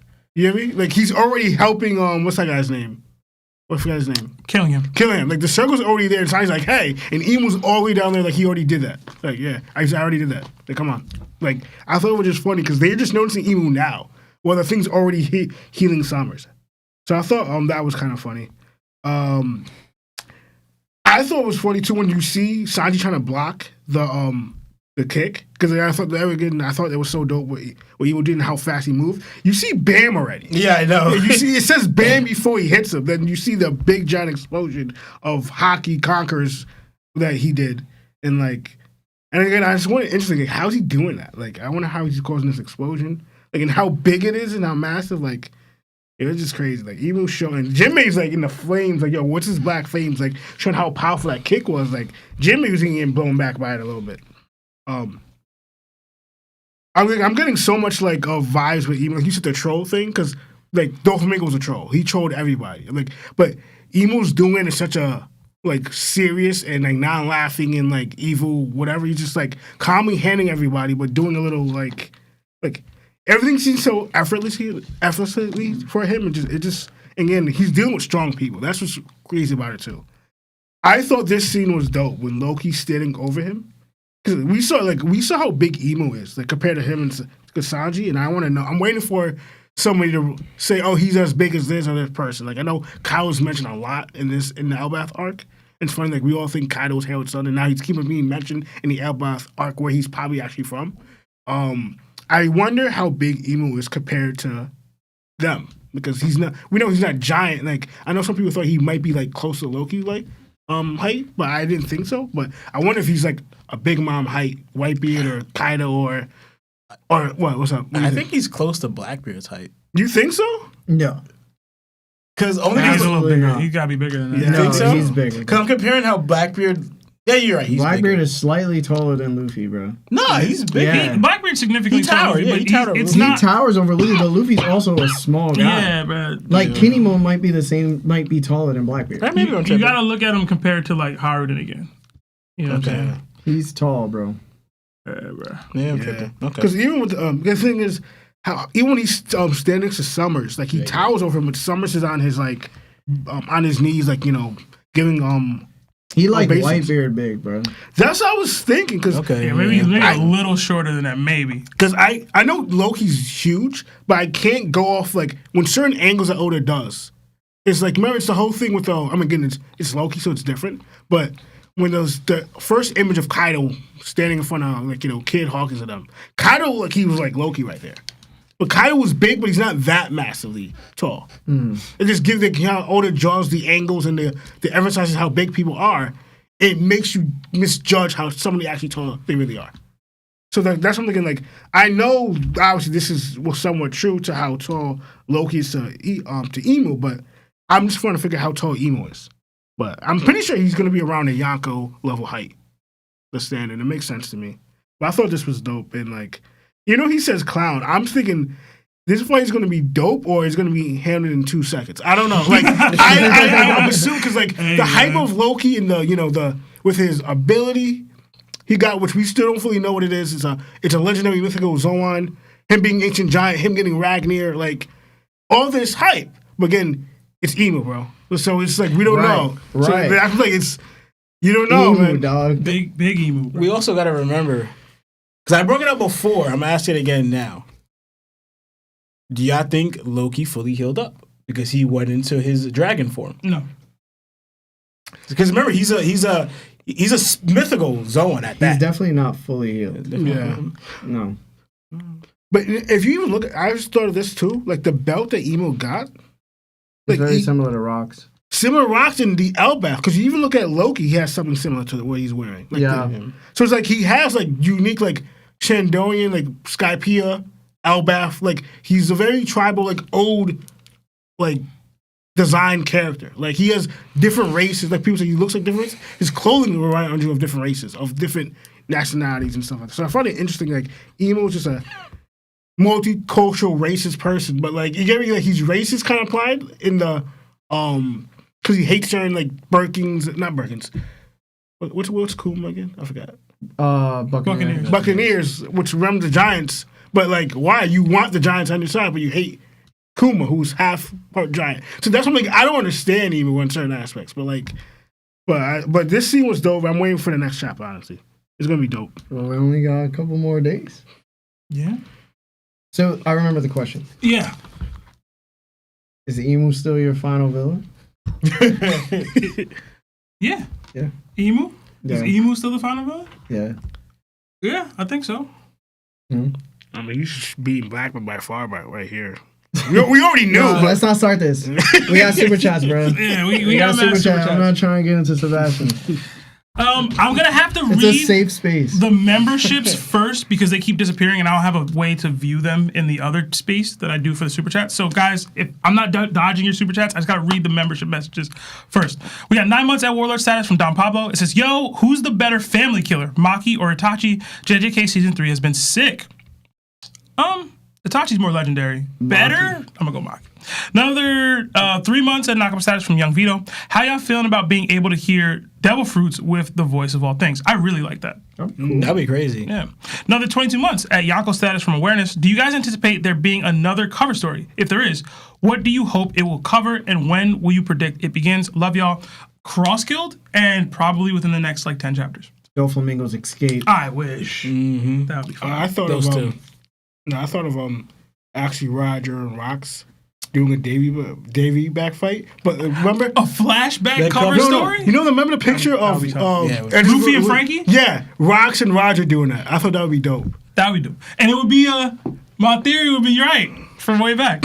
Another 17 months from 5 a.m. Bleak, Yonko status. It's been a while since I've been here live. I just rewatched one of my favorite animated movies, Legend of Hiei.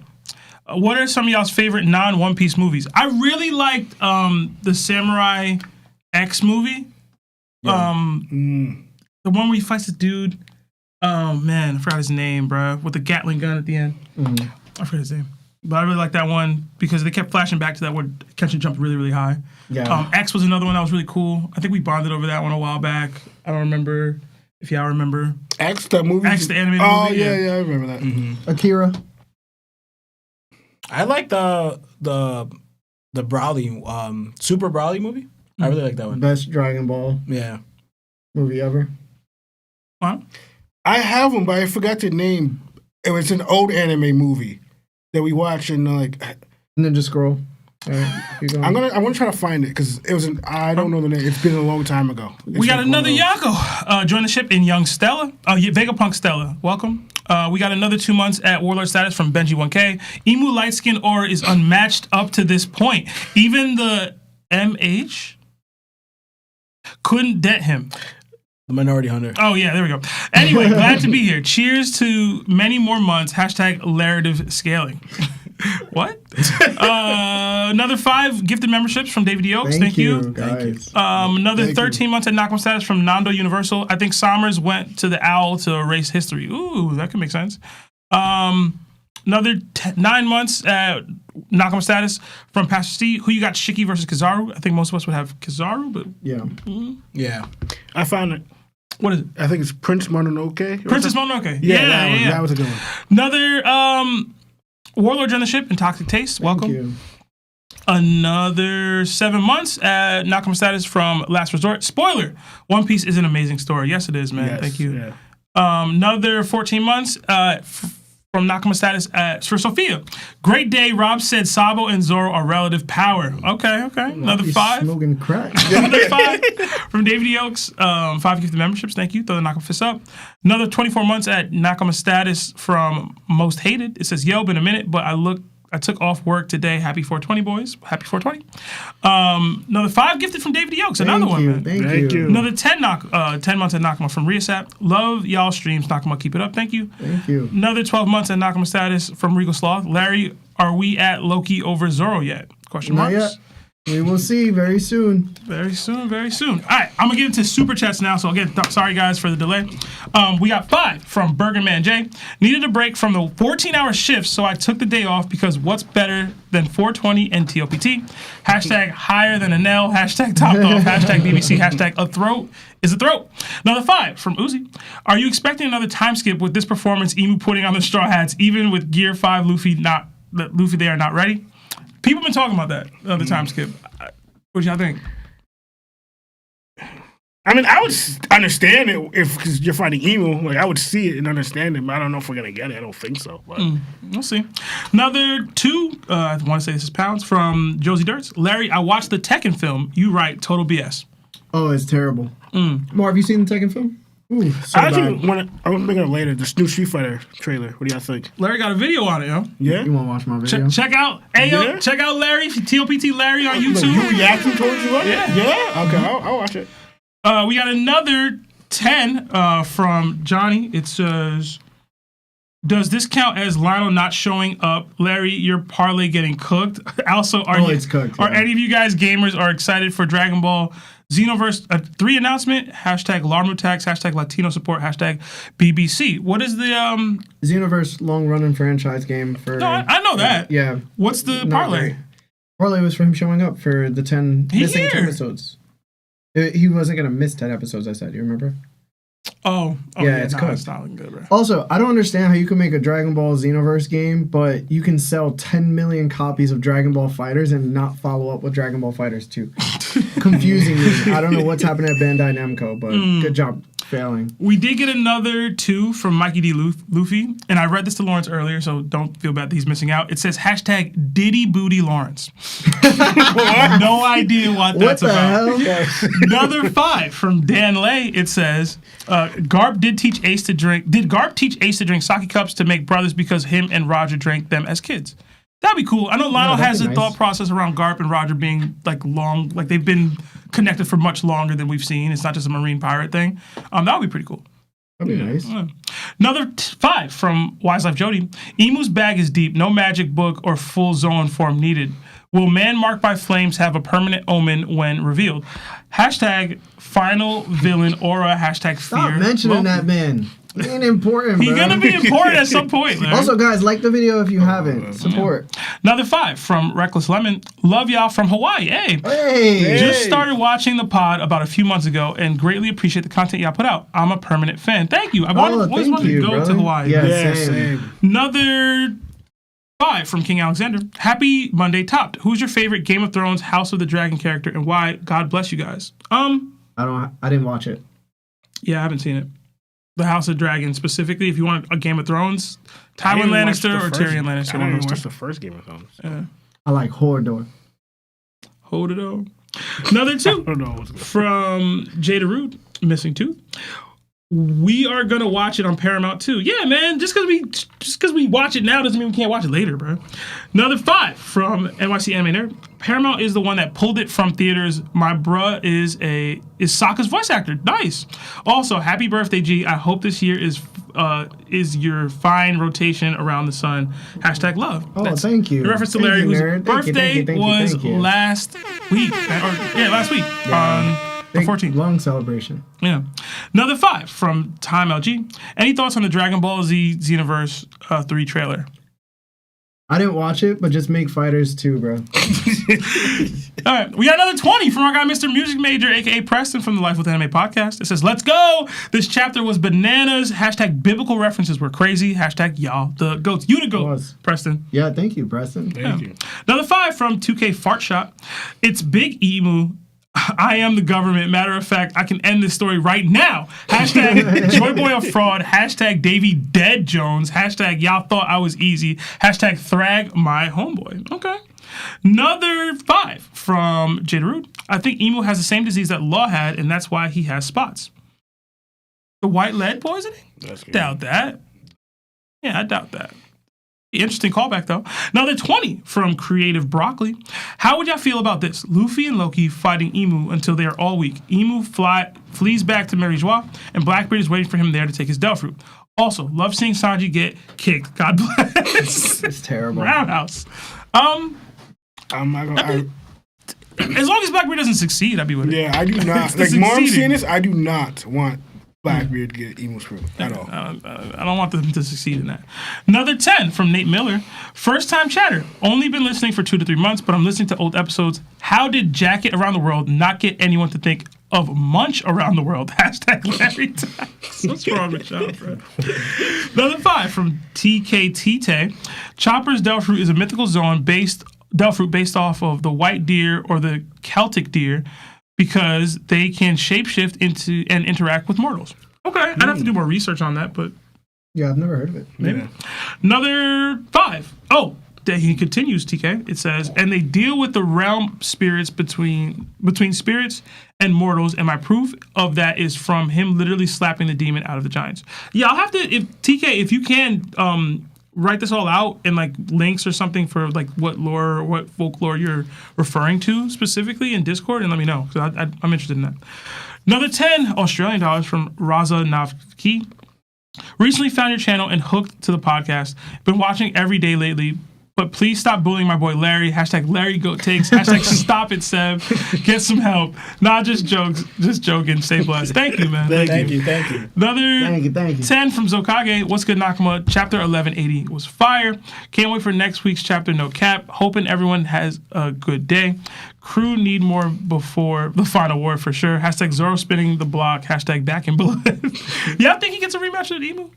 Probably. I'd like to see him get a slash in or something. I hope so. Another 5 from Zokage. Not attacks all the same like in Drum Island, but usually he be endangering them daily. I don't know what that's reference to. Another 5 from Tech Throw. Is Luffy pure heart when he's ready to throw hands with kids? LOL. Another 2 from Raza. Do you guys see Loki joining Blackbeard's crew? No. Another 5 from Josie Dirts. Please, no stupid claims about Zoro and Sanji upscale chat. Only upscale they got is that they survived a triple headshot and city-size explosion from top 1. I mean, they're alive. Another 10 from Sincere. Zoro looking like the citizen of hell, not the king. My goat Blackbeard wouldn't get one tap like that. # Larry, # fry the wings of the Pirate King. That's Sebastian's people.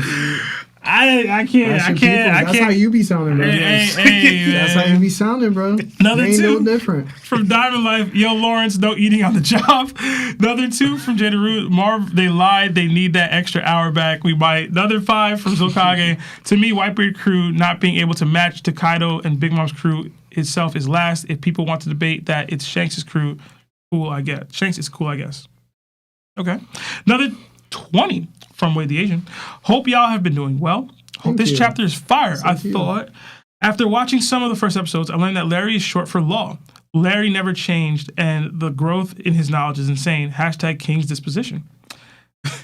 Did we lie back then? We must have lied. No.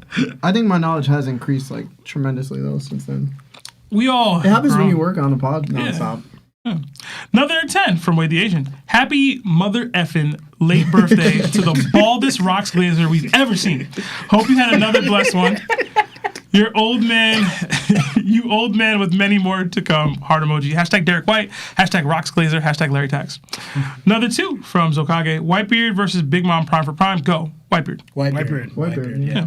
Another 2 from Zokage. Oh, Seb, Chopper is straight. He really the plug. Lionel, you missed it. I said Chopper has diabetes.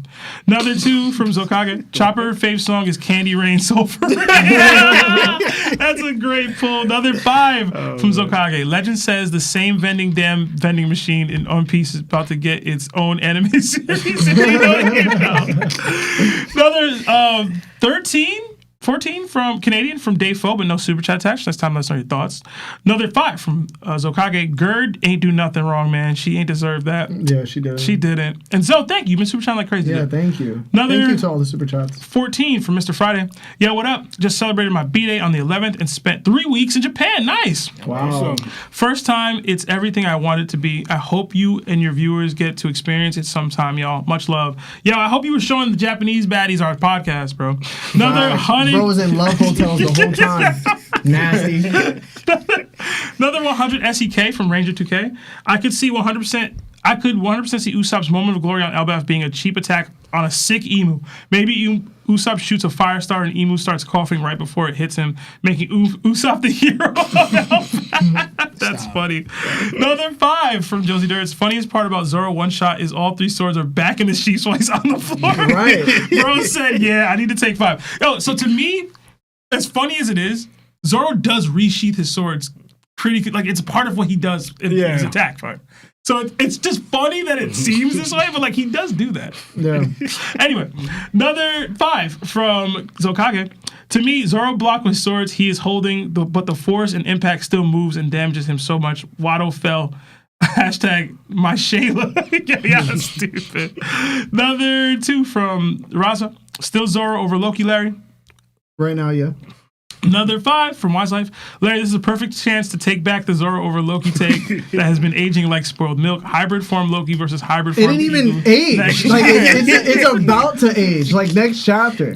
Another 20. Jesus. From Dre Dizabek. So funny. If Gerd lost her ring finger, does that mean she for the streets since you could never put a ring on it? I don't think she lost her ring finger though. No, she didn't. What about personality, man? No, that doesn't matter. Wow. Another 5 from Josie Dirts. I think you're missing the versatility of the Omen move. It can shoot, explode, heal. It can create animal-like beings. To me, Emu chose to shoot Zoro. That's fair.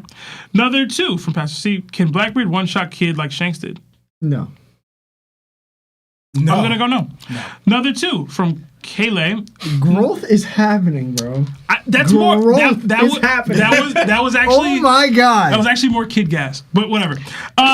Regardless, growth is happening. Another 2 from Kaylee. No Sonido has horns and wings. Emu is Ulquiorra. Okay. I don't know what Sonido is. I guess it's an attack. Not too sure. We got another 5 from Jury. Is this Mihawk upscale since he's the only other character to be able to one-shot Zoro? Hashtag bring back Kid over Law. Didn't Lucci one-shot Zoro, technically? When? On Water 7. In the whole room or whatever. In the Zoro form? No? Am I tripping? Are we going one shot taking that person out? Not they got hurt and they could get up. But Zoro can get up right now. Yeah, he could. So if we're counting this as a one-shot, then we're counting a lot of things as one-shot. That's what I'm saying. Right, yeah. Another 5. Should be knocked out. Another 5 from Zokage. Am I anime only, not ready for all these recent events in these chapters? Yeah, it's going to be a while. Be a minute. It's going to be like 2 Speaking of which, Marv caught up. I don't know if y'all know that. I don't know if you said that. Let's go. Marv is caught up. Mr. Nasty Time. Another 5 from Zokage. Zoro was not nervous. Emu fast as hell, man. Zoro, Seb, I told you about Haruden and he gonna die, gang. Also, I was telling people Emu is Prime Shack to them right now. Prime Shack was something, man. He was something. Zoro was definitely nervous, though. You ask some questions, you're nervous. Another 2 from T-Row. Eyes, moons, trees, staff. Bruh is Emu is Madara. We mentioned that a little earlier, that he's similar to Madara. Another 5 from Zokage. Zoro and crew is going to get strong, and Emu is not going to get a clean 1v1 in the final battle. It's cool to laugh now. # King of Hell. Maybe. We'll see, man. We'll see. Another 20 from Red Max. Do you think the time limit with Emu is not him being weak? It's him fighting against his devil for taking full control of him. Interesting. Also, no one's going to mention the 3 skulls on him like Blackbeard. I mentioned them a little earlier. I didn't correlate it to Blackbeard specifically, but I did mention the skulls. They have like a crack in them. I don't know what that's about, but it's interesting to see. Sorry, I have to go back again. I got it if you want. He drinks it out of them. I might need you to. Yeah, Reggie J with the 5 says, "Oh, and peep his cape and wings while he moves in Elbaf." Yeah, we peeped that. I did want to bring him the crest thing on his cape. We ain't got time, brother. Savages with the 20 says, "Most goated pod ever. I just finished learning how to drive a trolley. 2 years experience driving transit buses, and now I get to watch my goats with the chapter. God has completely blessed me. # Larry Tax. # Sebi-chan. # Goat Talk." Hey, man, congrats on being able to get that accomplishment of driving buses now, brother. Thank you so much for messing with us. Reggie J, another with a 5, says, "Oda and Kishi is homies. Hoki go adventures till this day." Yeah. Do they? Do they really? They're going cool. Pokemon Go adventures together? That's pretty funny. I think they do. That's pretty funny. Xavier Dolly with the 5 says, "What's up, guys? What do you think is more powerful, Emu Black Flame or Nidhogg's Ice? Gonko didn't reappear with Omen powers like the other 2. Emu's Black Flame. Last Resort with, we already called that out. Josie Dirts with the 10. Emu is so like Madara, and as a Naruto fan, I love it. Said it before, but I still think Joy Boy and Emu might have been friends, and maybe Davy or Lily came between them. Emu could have then betrayed Davy later. Possible, very possible. Max Power with the 10. The slander around the community has been like, this slander is so good, I could die. / this slander is so bad, I could die. I'm here for it all. # Citizen of Hell. # Commoner's Lake Sanji. # Someone's Chilled Robin. # Uslop. I'm back in if you need me. All right. That's such a good name. Uslop. Uslop is funny. Another 5 from Kang. It says, "I think Usopp might snipe Emu outside of his ring of fire to do some actual damage or something that he'll ultimately send him back." Usopp sending Emu back would be crazy. Another 5 from Reggie J. Def Zoro is the Sasuke/Vegeta of the show. Second after the MC, people be running with the memes and agendas like it's absolute narrative, and Zoro is not a minority hunter. He's not Sasuke or Vegeta. Another 5 from Reggie J. Oh, and when Sanji attack got blocked by Emu, did he leak some Conqueror's Haki? I'll send the panel if anything. He did it. So thank you. Another 2 from Raza. Emu not one-shotting Loki. Still Zoro over Loki. Okay. Another 280 Canadian from Purple D Popcorn. Zoro fans, the most soft MFers ever can't take jokes. Another 5 from Reggie J. Jokes is one thing versus actually thinking his narrative is different, son. Crying emoji at Purple. We adding people now. Another 2 from Wise Life. Gird eye, but if it was Ripley, I was coming ASAP. Another 5 from Takeem. Sebi Maru, not sure if you've mentioned already, just jumping in, but did you ever get around to watching episode 7 of the live action? No. I'm sorry. Another 20 from Blessing Shrin. Been saying Loki is way stronger than Citizen of Hell. Someone could not accept that. # Woki getting low diffed or one shot. Nothing happened. Nothing. Funny. Absolutely nothing happened. Another 2 from Nico. The slander has been peak this week. # someone's child. Why are they coming at Robin? I'm trying to figure that one out. Another 14 on Nakama status. Actually, I read that already. Another 2 from Lost King. Second, hey, first time, but I'm looking forward to more. # 420. Welcome. Another welcome. 2 from Nico. Marv's opinion on God Valley flashback and rocks. # top 10. Next week. Marv, we're locking in next week. Another 5 from Super Saiyan 20. I don't know.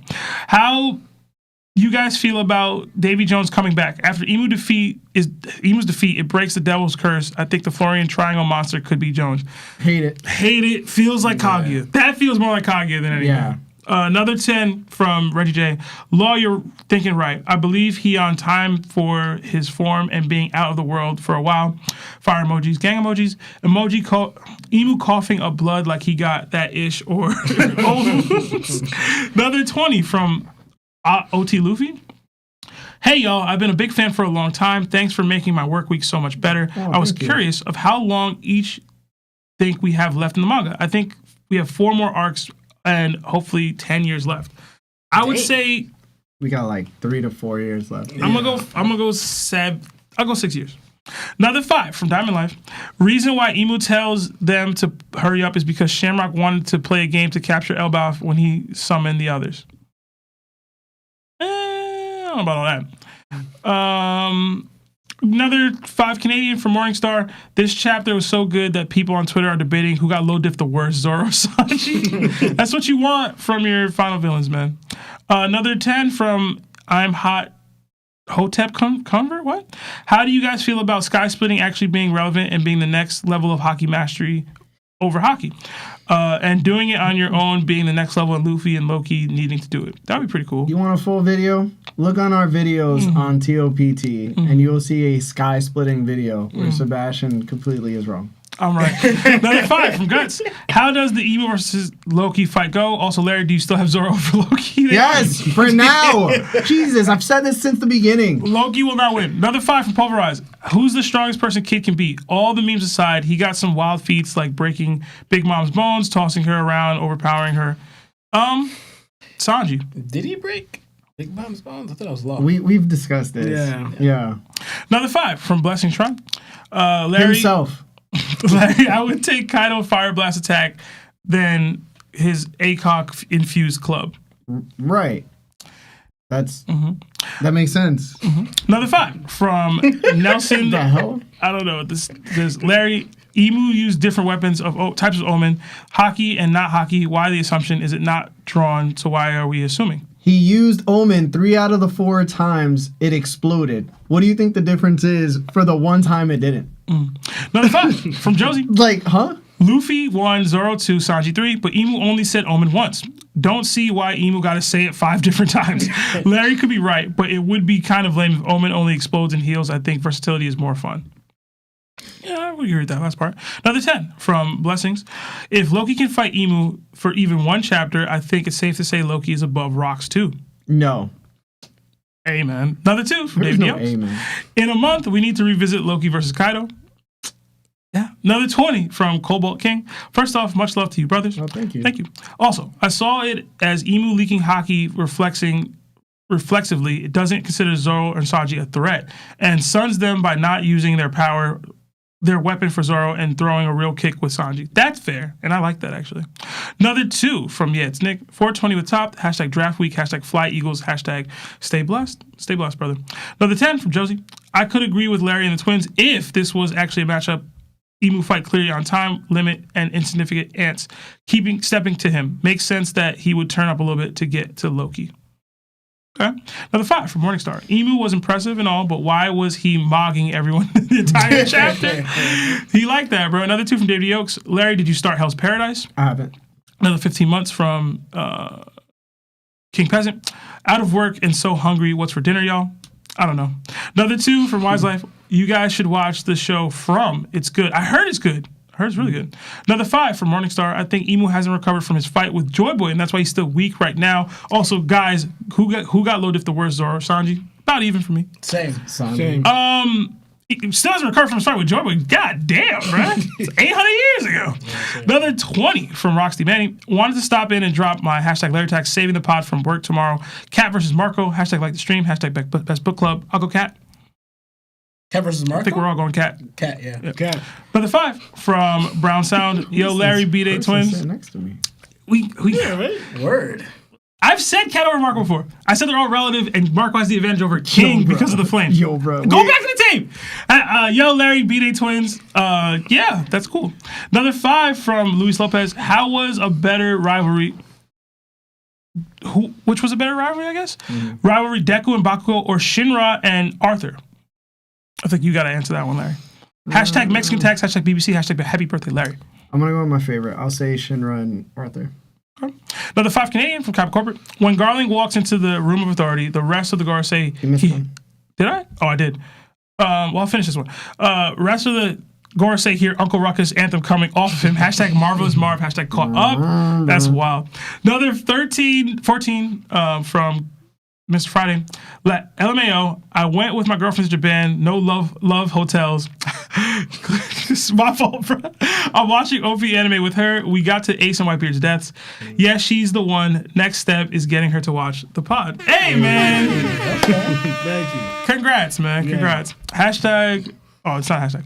Another 5 from Benji1K. Had to drop in, show some love, pay the holy tribute. This last break week been having me fiending for more content. Excited for the next week. Hashtag like the stream. All right, that's all the super chats. My bad, y'all. Yeah, guys, thank you so much to Seb for reading all the super chats. That was extremely hard and taxing. It's okay, bro. Lawrence is still a safe space. Marv, thank you so much for another episode. I know we extended our time a little bit. Guys, thank you so much for liking the video. Thank you to everybody that's on YouTube and Facebook and Spotify and also Apple Pod. I appreciate all you guys. We love you so much. There is no chapter break week next week, so that means the chapter is coming right back. We're going to be here Monday at 6 p.m. Eastern Time. And we're going to have a good episode. So if you guys haven't liked the video on your way out, please like the video. And thank you for all the super chats you guys sent us. They do not go unnoticed. I'm so sorry we didn't get to read them immediately. We just spent a lot of time going back and forth from the beginning. So that's entirely on me for not shutting it down. And my apologies to anybody whose memberships we missed earlier. They went away. I can't read them. I'm sorry. We get another 10 that just came in from Blessings. It says Rocks jump weaker Emu with stronger characters. If Loki fought stronger Emu and not even full HP, then that means for sure he's stronger than Rocks. We will see.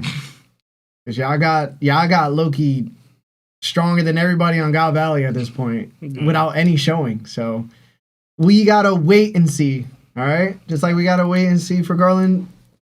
Scar Whitebeard. We just gotta wait and see. But other than that, guys, my name is Larry. Lionel. Sam. And this is TOPT. Jana.